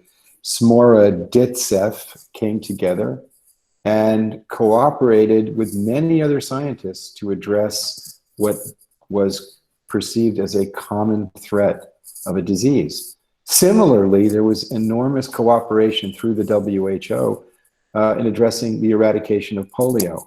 Now, these were very, very serious ailments. I mean, I think it was over, in any case, it was even more serious than what we're facing today with the COVID-19.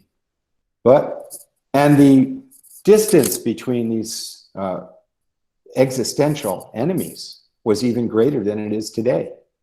It was virtually impossible to travel between these countries then, and communication in the 50s was almost treated as treasonous. I think of, in the 1980s, I was involved with lawyer exchanges with the then Soviet Union, and those were extremely fulfilling. Lawyers from the Soviet Union came to the United States and saw judges in Philadelphia holding the city, the state, in contempt of court for overcrowding the prisons. They couldn't believe that a court could hold the state in contempt. They saw jury trials where citizens administered justice. They were used to the commissar administering justice. They saw bankruptcy courts where the state protected debtors from the rapaciousness of creditors. And those values were very important in creating a constituency to build bridges to help end the Cold War without violence, because there were values that were shared. Where I'm going with this is, in this moment of tremendous social change, in which every human being on the planet is aware that all of the armies, all of the states, all of the security institutions are challenged by something we can't see, a virus. That this is the human species, the human community, addressing a collective problem. And because it's so visceral, people are seeing it as existential. It challenges your personal mortality. You're afraid to go out and hug people. You're afraid of people are afraid. And they're dealing with a kind of new realism that will cause people to think anew. And I come back to what I pointed out before.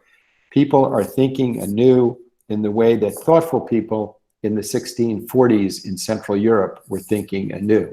How do we get out of the dilemma of the slaughter of the 30 Years' War? How do we improve our social institutions? That's point one. Point two, there is, because of the internet, a new global cosmopolitan class. The youth that are taking the streets in the United States are very similar to the youth taking the streets in Hong Kong. They're very similar to I would surprise you, but I've been to Nanking at the university there, and those youth want to be part of that cosmopolitan community. On the other hand, there is this pull based on fear and mythology of nationalism. Nationalism is a mythology. It's something we create. Religious, ethnic identity, different kinds of provincialism, xenophobia, jingoism, that drives an increased militarization of the planet. Oddly enough, in this period of globalization and greater cooperation in the last decades, we've seen dramatic increases of military expenditures. Beginning of, even during Obama's administration, he pledged $1 trillion to modernize the nuclear arsenal, stimulating an arms race. He did it in order to get the START treaty out of committee, but that constituency was very powerful. In the midst of these two dynamics of this pull toward the toxicity of the mythologies of national, I'm not talking about patriotism, nationalism as an identity, not human identity, but I am first and foremost a person of one nation, which is not commensurate with the reality, the realism of the fact that viruses do not recognize borders, that identity is not commensurate with the fact that to protect the climate and address climate change, we need international cooperation and a new approach to economic theory. We can no longer live with the global myth that an ever-expanding economy is commensurate with the natural world. It's not. Only an economy that is in accord with the natural world will allow us to survive, because the impact of science, technology, and social organization has surpassed the limits of nature. The World Economic Forum has said that in the next 50 years, if we don't change, a third of the planet is going to be as hot as the hottest place in the Sahara. That is simply a third of the population of the planet will suffer the consequences of a rise in heat, rendering their lives uninhabitable. That's not rational to allow that. It's not realistic to think we can continue an economic order that treats the environment in terms of bookkeeping as an externality. You end up with going to Beijing 2 years ago. I went there, and a whole group of us, we got sick. You couldn't breathe. It's preposterous. On the horizon is these challenges that technology and our impact on nature will increase in severity. The water table in many parts of the world is diminishing faster than it's replenishing. The rainforests are being cut down. They're part of our lungs. The health of the ocean is being challenged. These are not issues that we can put aside. And the virus, sort of this full stop on the planet, gives us an opportunity to say, as we recover, we have to address a green recovery. We have to have green stimulus. We have to have net zero technologies. We have to have laws that put survival of the human species in place. This is the new realism before us. The myth that we can have the 5 nuclear weapon states going to the NPT, each 5-year review conference, and saying, trust us to pursue strategic stability for the security of the planet. Now imagine if there are 9 countries, of course, with the weapons. 5 are in the NPT, and then Israel, Pakistan, India, and North Korea are out of it. But imagine if those 9 countries said to the world community, no country can use polio or smallpox as a weapon, but trust us 9 to use the plague as a weapon to bring about international peace and security. We would say this is absurd. It's unsustainable because it lacks a quality that human beings need, which is equity and justice. The nuclear weapons are either going to spread, or if the nuclear weapons don't spread, new technology. Remember, nuclear weapons are a technology from the 1940s based on the physics of the 1930s. Science and technology have not been asleep since then. There's lots of new weapons technologies on the shelf that will allow fewer people with less money and less time to do more damage. And it's time that we realize that, we're on the verge of artificial intelligence, quantum computing, nanotechnologies, all kinds of challenges that will challenge the paradigm of the security of the state. As long as we continue to not realize certain truths that are in our face. One truth is that our global health requires cooperation for the environment that's not external to us, but that's part of our bodies. We breathe the air coming from trees and phytoplankton. That's part of our bodies. It's not external. It's part of our lungs. It's not somewhere else.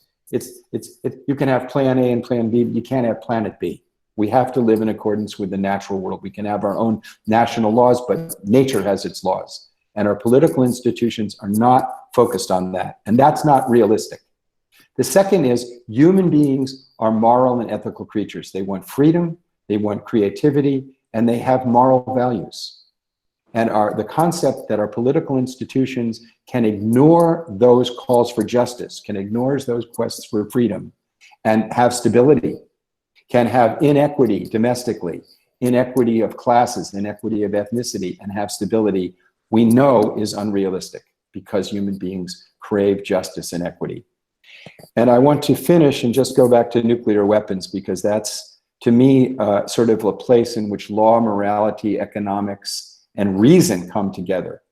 And I'm just going to quote one of the heads of the Strategic Command of the United States, General Lee Butler, who created the single integrated operating plan. He was in charge of the targeting and readiness of the nuclear arsenal. And he said, despite all the evidence we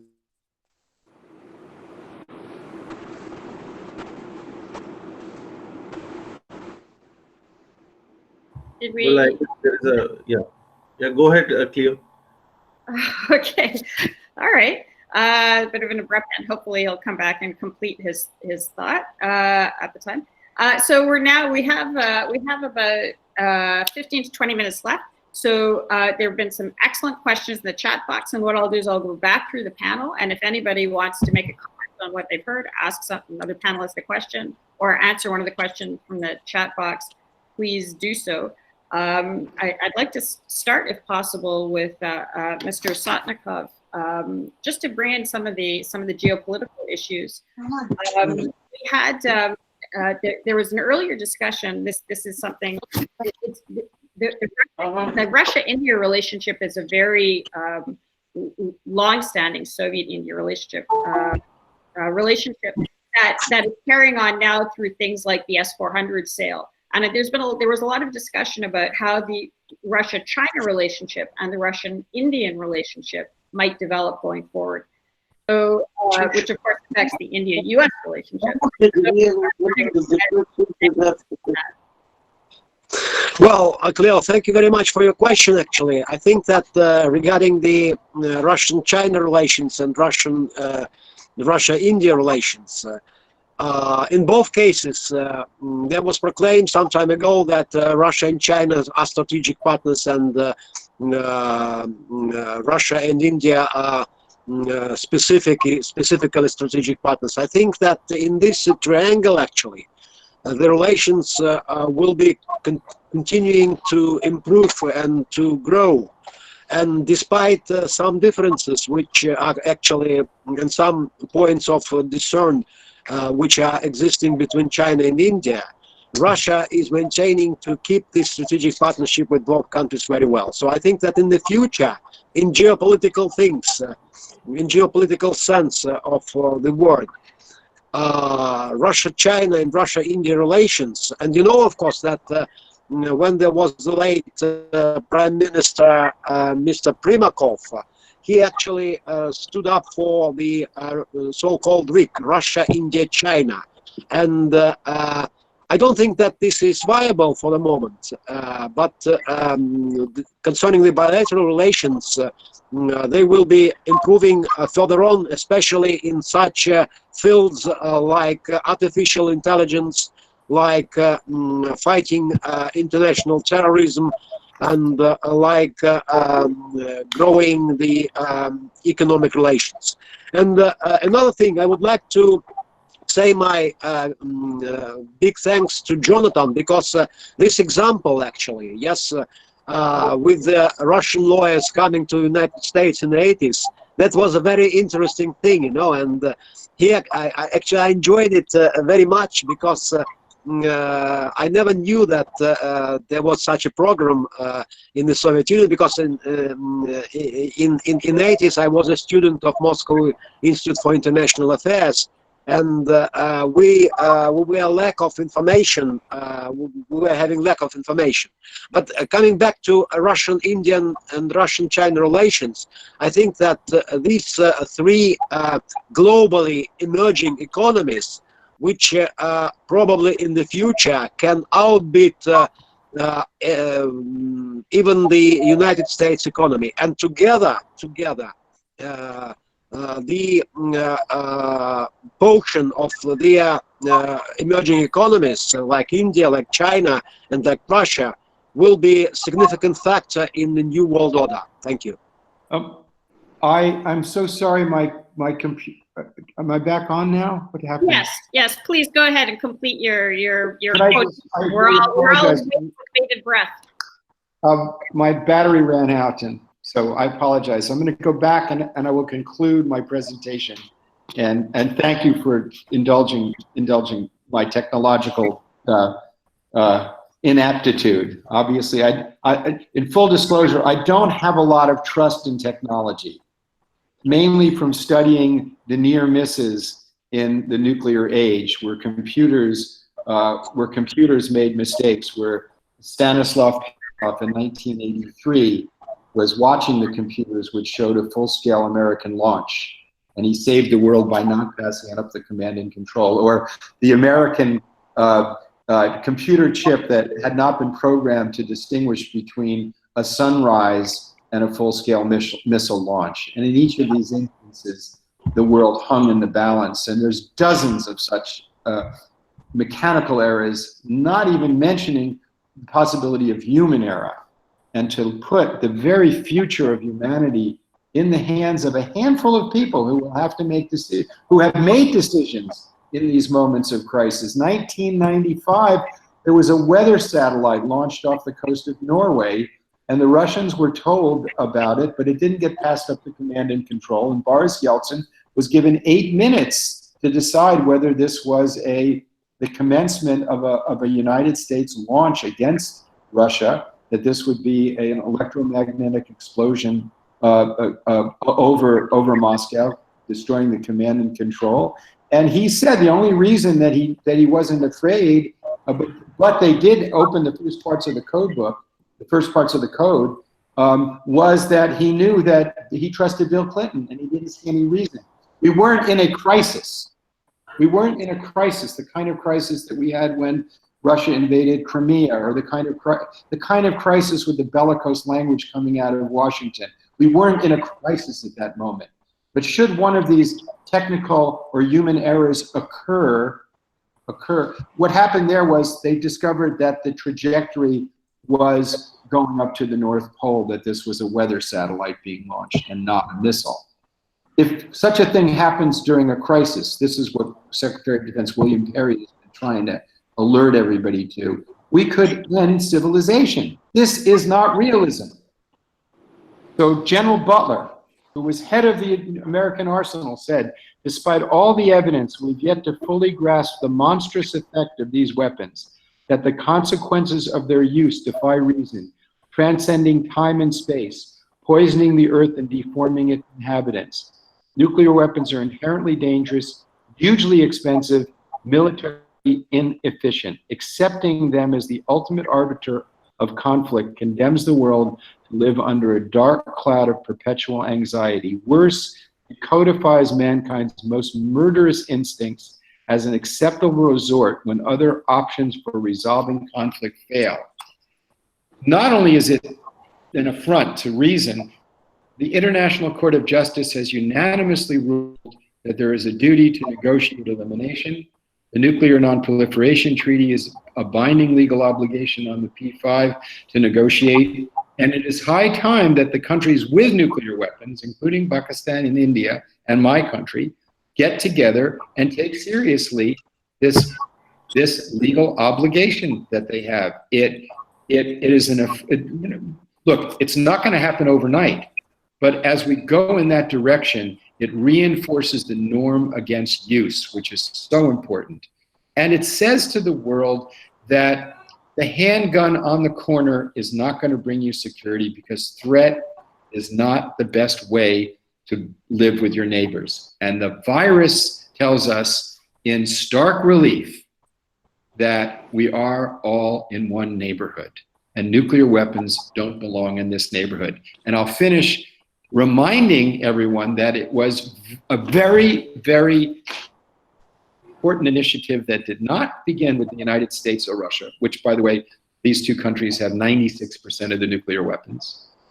It was driven by India, by Rajiv Gandhi and Papandreou of Greece and Olof Palme of Sweden, and their counterparts in Mexico and Argentina. Six nations, the Six Nation Initiative, went to Moscow and went to Washington and said, you guys have to talk with each other. And Tanzania, Nuriye from Tanzania, the Six Nation Initiative, and India was very important in that. And from that pressure, that summits between Gorbachev and Reagan took place. And the core transformative moment was in Geneva, when the two of them said, a nuclear war can never be won and thus must never be fought. And in that statement, they both pledged to seek military advantage over the other. And that set in motion what we now benefit from. Over 80% of the nuclear arsenals have diminished. And that set in motion the trust that helped lead to the end of the Cold War. And that principle, I believe, every single head of state of a nation with nuclear weapons must reaffirm. And to its credit, Russia has stepped forward and said, we must reaffirm this. Lavrov has done that. The administration in Washington presently doesn't seem to be paying any attention other than to playing to its base. And the world sits in a very precarious position. No longer can we expect leadership in this season from Washington. It is our collective responsibility to raise our voices for sanity and cooperation. Thank you. Excellent, Jonathan. Thank you very much. Thank you very much. That was very interesting. The nuclear issue is one that's highly passionate and incredibly importantly debated in India all the time. So the perspectives are very helpful. And I am amazed that the people who were there in the first part of our session are still there. So I would now request, actually, if Professor Nalapat, General Singh, or Mr. Naito have any comments or questions related to the presenters we heard in the second section. And I'll start with Mr. Naito, because I know it's late there and you'll probably have to go soon. Yes, Cleo. I would like to say that the presentation made about pre-pandemic, during the pandemic, and post-pandemic, the world order. I think in the post-pandemic world order, it's very difficult to predict as of now what will happen. And rightfully, the presenter made the remarks that it is difficult. He will be only making an assessment and crystal ball gazing. I think we need to be looking at what India should be doing in this phase of post-Corona-19. India should be looking at how to revive its economy, and India should also bring out an industrial policy which will take care of our requirements of the post-pandemic period. It will have to be a unique initiative, and I have full confidence in our government under the Prime Minister Modi to be able to come up with a solution and make sure that we revive our economy by taking measures which are unique to India. Every country has to adopt or evolve its own formula for doing that, and therefore India may have a concept of having smaller industrial units in the cluster of villages. And like you see in Europe and in America, in small towns you have a small shed and a factory producing a particular item. It gives jobs to people. In another town, you find a small restaurant giving local dishes which becomes popular, and it gives employment to people and generates the economy of the small sleepy town or village or cluster of villages. So India will have to think of innovative ideas by which it will get its economy back on the rails. And I can tell you that we are capable of springing surprises on the world. India has the resilience, India has the civilizational intellect to be able to produce results when everybody else thinks we can't. India is the country which has to be watched out. We are going to be the dark horse, and we will probably be on top by the end of this century. Thank you. Thank you very much. And as my colleagues in Delhi know, I do a lot of work in the South Pacific. And many countries in the South Pacific are looking to India for leadership in exactly these sorts of areas. So it's not just Indians that are hoping that India takes its place, but there are a lot of other countries who would benefit from the sort of innovations that you're talking about to learn from and work closer with India on, especially as they look to deviate from kind of the cheaper products from China to more sustainable and appropriate products that are being developed out of India, especially in pharma and education and those sectors. So thank you very much for that. Mr. Naito, do you have anything you'd like to add for this? Thank you. Thank you for this opportunity. Well, whether it's going to be the no leaderless era or very Cold War, we still don't know. But the fact we know is that we need to think it positive.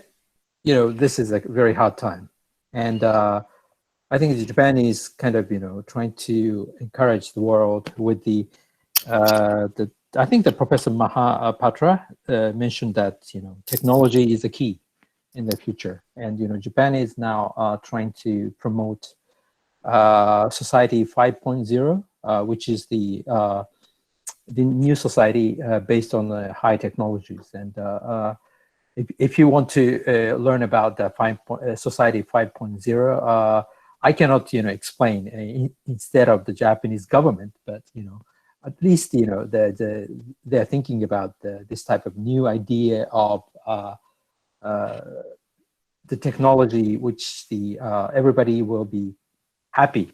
I don't know whether it's going to be in that way, but anyway, thank you so much for this brainstorming kind of type of debate, and I hope you could read the Japan Forward. You'll find very interesting keynotes in our media. We're kind of startup.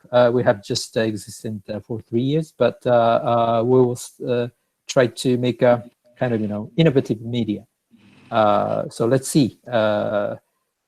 Using this post-COVID era, I think maybe new life will come up, and the country which can get along with the new type of lifestyle will lead the world, maybe. Thank you very much. Thank you very much. Professor Malapat, do you have any comments on some of the things that you've heard during the second session? Well, I just want to say that I was really very happy to see in the second session a very humanist approach, including from General Singh. I think he gave an extremely human and humanistic approach. I simply want to say that I certainly wish all these things come true, but I would like to point out that, for example, the Arab Spring in 2011, I was unfortunately one of the skeptics who said that this is going to be followed very soon by a Wahhabi winter, and unfortunately in many places it was followed by a Wahhabi winter. Let me point out that one curve that has been completely flattened all over the world by COVID-19 is the growth curve. And as I know, as one of the panelists talked in terms of remittances, not only remittances, economies have been flattened by COVID-19. And I think all of us have studied what happens in societies when these disasters happen. We know what happened, for example, in some countries in Europe, when there was a complete collapse of the economy. Some very ugly tendencies took root. And now we are seeing in the United States also I mean, people, go on the streets. And one reason could be that they don't have a job. They have nothing in the morning to come back to. And they're probably losing hope of ever finding a job. I don't know. But that is a situation where I think every country, especially democracies, will need to think very seriously about. Because unless economic growth does get revived, you are going to get some pretty interesting results in society. Now, Professor Patra is a very good and very respected friend of mine, and I just want to say that I'm sure he'll agree that we have in India one of the youngest populations in the world. If I'm not mistaken, more than 60% are about 30, 35 or something or below that. It's a very young population. Now, the thing about a young population is that a young population can be very productive, and it can also be a bit facile if they're not given adequate work and they're not given a proper education. So I think it's a major challenge to recover after COVID-19. In the case of many countries, the growth rate was not very good to even pre-COVID, and now it's completely flat. So frankly, I would love to share in the optimism and goodwill that I'm seeing around me, but I'm a little worried in case, people who are starving. I don't know if Jonathan has ever gone through starvation for, let's say, 2 or 3 days at a time, unless some people in India, he fasts. But personally, I'd like to say that their mood may not be the most pleasant. So Cleo, I'm very worried about one impact of COVID. I think Donald Trump has a reason to be worried. I think Xi Jinping has a reason to worry.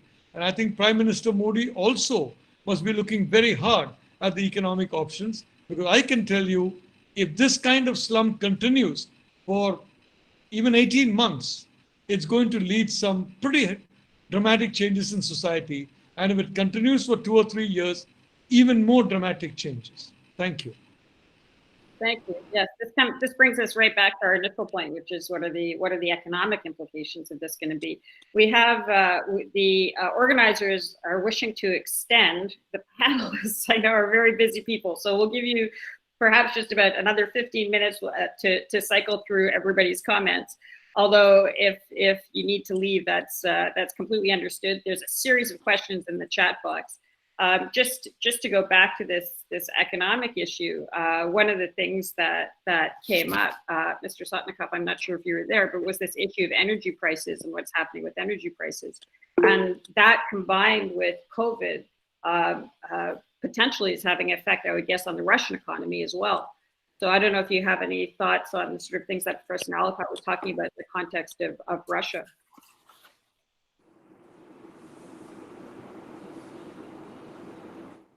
I think you're mute, sir. Sorry, can you unmute yourself? Yes. Thank you very much. And could you repeat your question, because I didn't get the gist of what? Yeah, sure. Some of the issues that were brought up, for example, Professor Patra was talking about the collapse of oil prices and how that's affecting economies, and Russia, of course, is a major exporter. And also the effect of COVID on economic growth, and was just wondering, there isn't that much reporting out of Russia about how these factors are combining to affect the Russian economy. And as Professor Nalapat was just saying, if there's serious economic problems, it can lead to social and political problems as well. So just wondering what was going on from the perspective of Russia. Thank you. From the perspective of Russia, if this situation with COVID-19 continue in the near future, and the oil prices will be lessening, so that would actually affect the Russian economy as well, because you know about the consensus which was probably reached between Saudi Arabia and Russia about the oil prices, but the situation on the oil market, as far as to my best knowledge, is that the prices could go down, and that of course would affect the Russian economy and the way of life of Russians actually. But luckily, we see here up to now that there is no such bad affection on the Russian economy, and we are continuing to go ahead. But who knows? This is very difficult to predict. Probably only the analysts who are just dealing with the oil markets in the world could predict what will be the futures price in the next 6 months, and how it will just affect not only Russia, by the way. It could affect every major country, and especially countries like countries who are importing oil from Iran, from Saudi Arabia, from Russia, and so on. So I think that it all depends. To cut the long story short, it all depends of what would be the predictions, and how these predictions would be really released in the next 6 to 8 months. This is my point, actually. Thank you very much for that. So for the sake of time, we'll go to our last two presenters, Mr. Granov and then Professor Mahapatra, if you have any comments or questions. And then if any of the panelists have any urgent last-minute thing they'd like to add, we'd be very welcome to hear it. I also see there's some very respected people in the audience. If they have any specific questions or comments to make, they're welcome as well.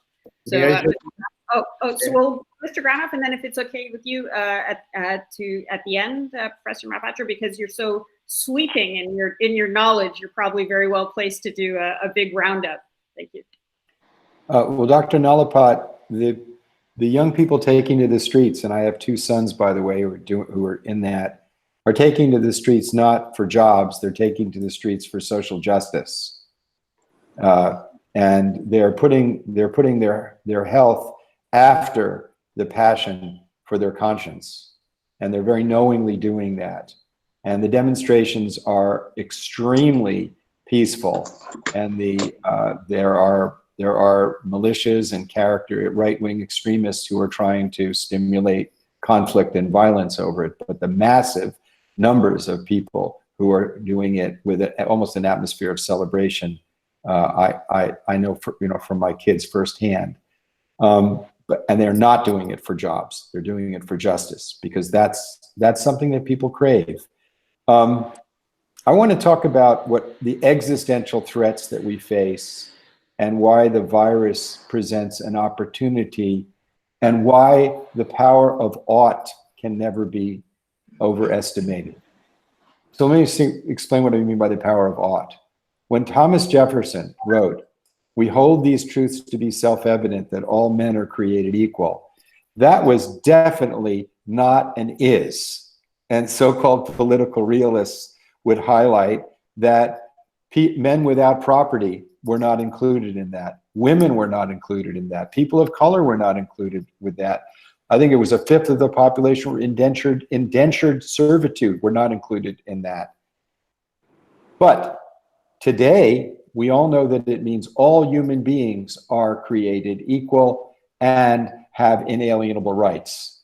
So that principle has been a magnetic point of focus that has driven progress for humanity ever since, because it's true.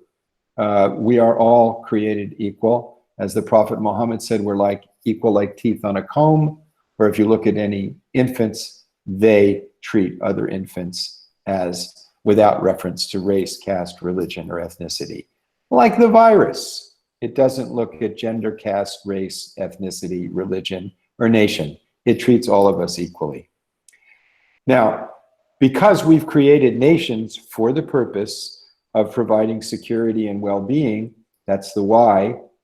And by the way, we've created a financial system to provide goods and services where the why has overtaken, where the how has overtaken the why. Our financial, the pursuit of capital has become more of a concern than efficient production of goods and services for people.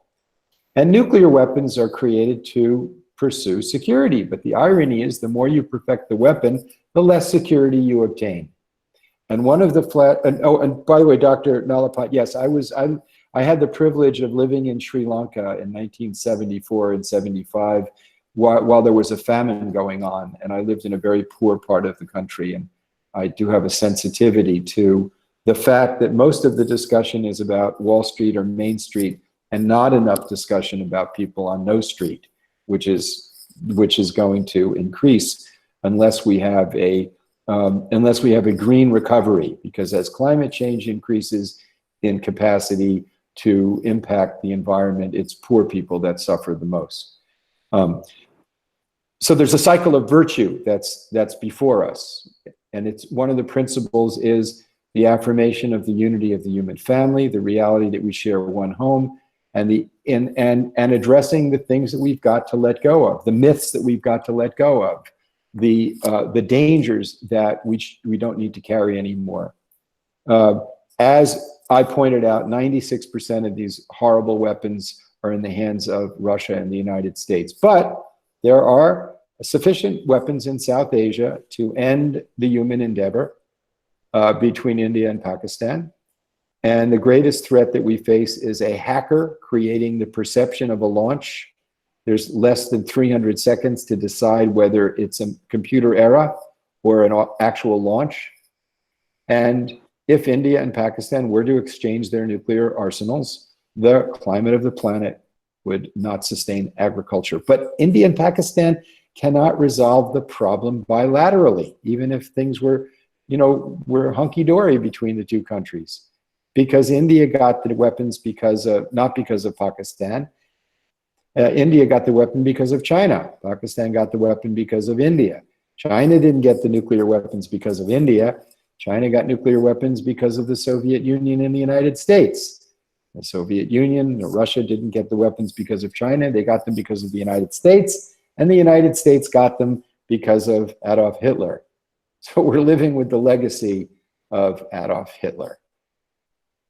Therefore, the only way that India and the world can solve this existential threat is by pursuing a global cooperative security regime that addresses why countries get nuclear weapons and developing a system of verification and security without these existential threats to humanity.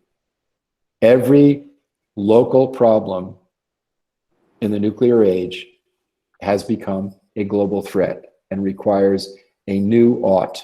We ought to live as one human family, and our institutions of security have to recognize this reality. The locus cannot be the security of the state as if it were independent from the human community. Thank you very much for that. I suspect Professor Nalapat might have a couple of comments in reply, and then we'll go to Professor Mahapatra to give us a summation. No, Cleo, as I said, I admire this humanity and the idealism, and I'm glad to know that that all these protesters are non-violent, and I'm quite certain that some of the images that we're seeing have been morphed or fake news. And in my case about the Arab Spring, I had researchers go through the social media posts of many of the people many of the demographics that participated in the Arab Spring, and many of them were talking a lot about economic issues, starvation, etc.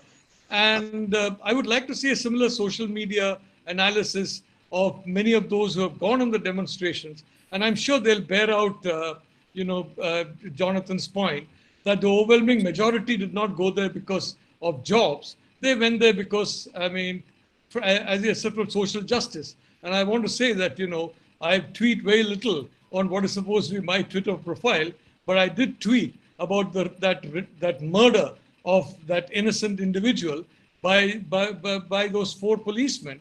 And I felt very strongly about it. And I have, long back, Jonathan, written a book in Malayalam about Martin Luther King. Martin Luther King has been my hero for a very long time. And I wrote a book about him, a small little book, and I'm grateful. But I simply want to say that, I hope that this world is right. And I certainly hope that the social media posts in America will bear out Jonathan's comment. The Arab Spring, I know a lot of the people were angry because of lack of jobs. I mean, some of the people who are coming out in Moscow may also be upset because of, they don't like President Putin's politics.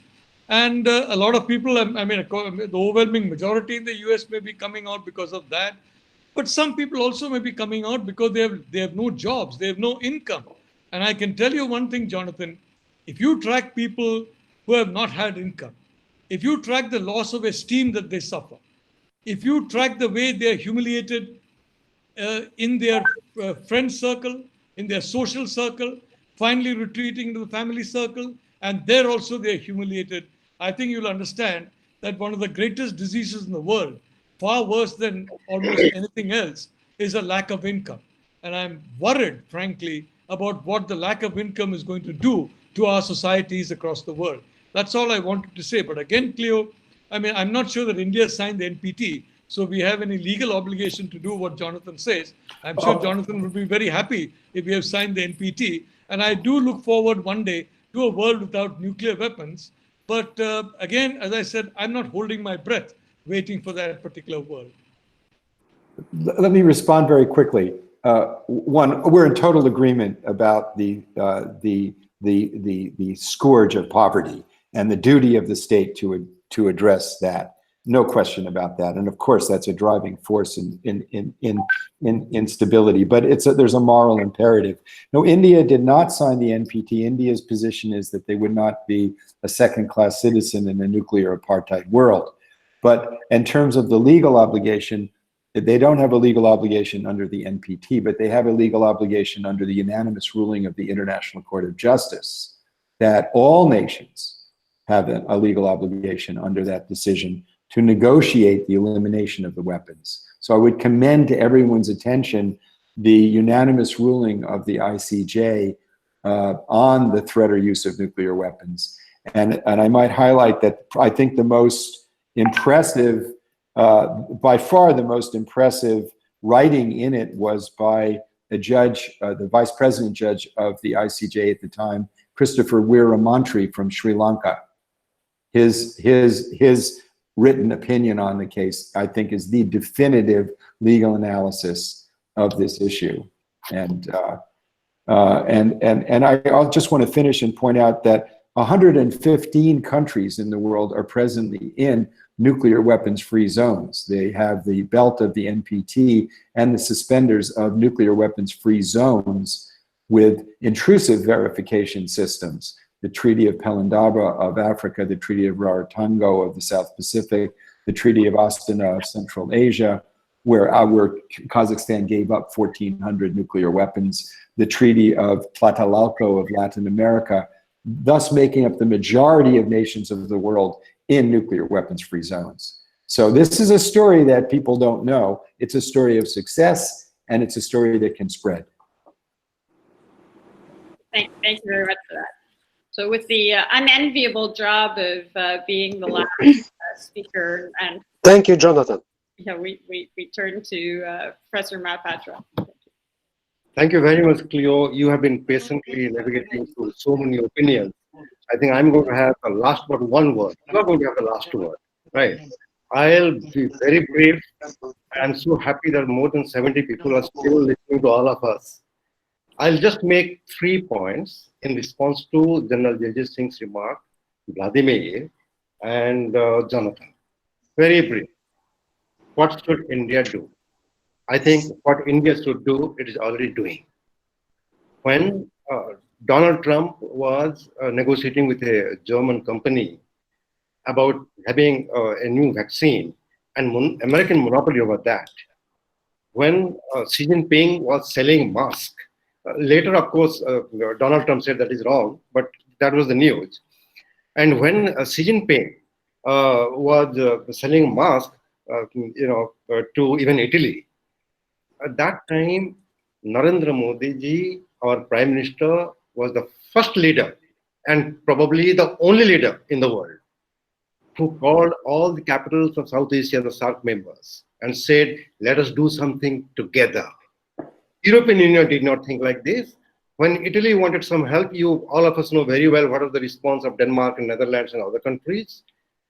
ASEAN did not think about it. OAS did not think about it. OAU did not think about it. India thought. The Indian leader thought about it. Later, when he was addressing the non-alignment summit, that time, this was his point, that let us together, the whole humanity has to come together in fighting this deadly disease. Then finally comes and addresses the Indians. Be vocal about the local. We believe in Vasudhaiva Kutumbakam. The entire world is one family. Now, let me underline, I'll not go into the details. Let me underline one fact. After World War II, when India became independent, it was completely poverty-stricken. I, as a school-going child, was having that milk powder, which came from the United States on the PL 480. And today, in 70 years, we are one of the largest producers of milk. But the point is, when India was militarily weak, India was fighting hard for political consolidation within India. India was economically backward. That time, that India could lead more than 100 countries in a non-aligned movement. So that leadership is going to come even after this pandemic is over. India's moment has come. Before the pandemic, India became the fifth largest economy in real GDP, replacing Great Britain, our colonizer. Right. So I think good time is coming to India. We'll play a very constructive role, very cooperative role, and we'll try our best to navigate in the Sino-US conflict in such a way that life will be much better than otherwise one can imagine. Number two, Vladimir was asked about energy. I just want to highlight one thing what happened in the United States in April. You know, oil price went negative. Can you believe it? Can you believe it? Means you take some money and take some oil. And most of the oils in the tankers. That time, great. And in the US, has become a great producer of oil. The producer was not just 3-4 big companies. There are thousands of small companies producing oil in different parts of the United States. At the time, they did not know what to do. If they would close the oil well, then who would pay the salary of the people? So that was not the option. Then how to run it? Some of them were almost filing for bankruptcy. So right now, what I am saying is energy prices will certainly go up. Today, in fact, the Dow Jones and others are going up. The stock market is doing fantastic and Donald Trump is very happy about it, right? Although the economic growth and stock market are two different things. That's all right. But the oil prices will go up only when the demand increases. There is a glut in the market. So this is not the time where Saudi Arabia, Russia, and other countries can talk about fixing the price. The economy must get back to the rail. Then there will be demand for oil. Civil aviation must start. People must start traveling. Then only it will happen. Otherwise, not. Finally, on Jonathan's point, 1000% I agree that there should be a nuclear weapon-free world. It is waste of money and it is giving nightmare to many people around the world. It should be given up. I just, in praise of India, just make 3 observations. Number one, in 1987, Jonathan, when you talked about Rajiv Gandhi's plan for a nuclear-free world, in 1987, when Rajiv Gandhi went to the United Nations Organization and presented one of the fantastic blueprint on how to achieve a nuclear-free world, around the same time, Pakistan was assembling its first bomb. India could live with the Chinese bomb for 10 years. Then only we had little PNE. We could have lived without any bomb. And later, because of the situation in the neighborhood, when Atal Bihari Vajpayee, our Prime Minister, went for the nuclear test, soon after the test, the first sentence he said, we believe in a nuclear-free world. We are prepared to negotiate with any country to give up our nuclear capability. Right? So ultimately, the goal should be that. Otherwise, it will hit only the human civilization. I entirely agree with you, Jonathan. And I really thank all the audience, now 66, for so patiently listening for so long. But Cleo must have the last word. She has listened to everyone, not spoken anything. Cleo, now Mike is on to you. Thank you. Thank you very much. You're very kind. This has been fascinating for me, a real luxury to have such going on. So I think for me, the bottom line is what everybody has agreed on is there's a lot going on. And the question is, will India be affected by that change, or will India shape that change? And I'm personally hoping very much that India is playing a very big role in shaping that change, because we need those same voices, and that's insight in moving forward. So it just leaves me to say thank you very much to General Singh and Captain Fennell and Mr. Naito, Professor Malapat, Mr. Sotnikov, Mr. Granoff, Professor Malhotra. Thank you. The amazing team at GCTC who's bringing everybody together and who has turned the lockdown negative of COVID into this positive multi-continental discussion. And thank you all very, very much. Go check out the other GCTC Manthans and see what else is out there if you want to learn even more and participate in the discussion. Thank you very much. Well, thank you, Cleo, the session chair. With this, we are closing our today's excellent debate on the post-COVID global world order. Thanks to all the viewers, honorable speakers, excellencies, our chair, Cleo Pascal. Thank you all once again. Thank you. Namaste.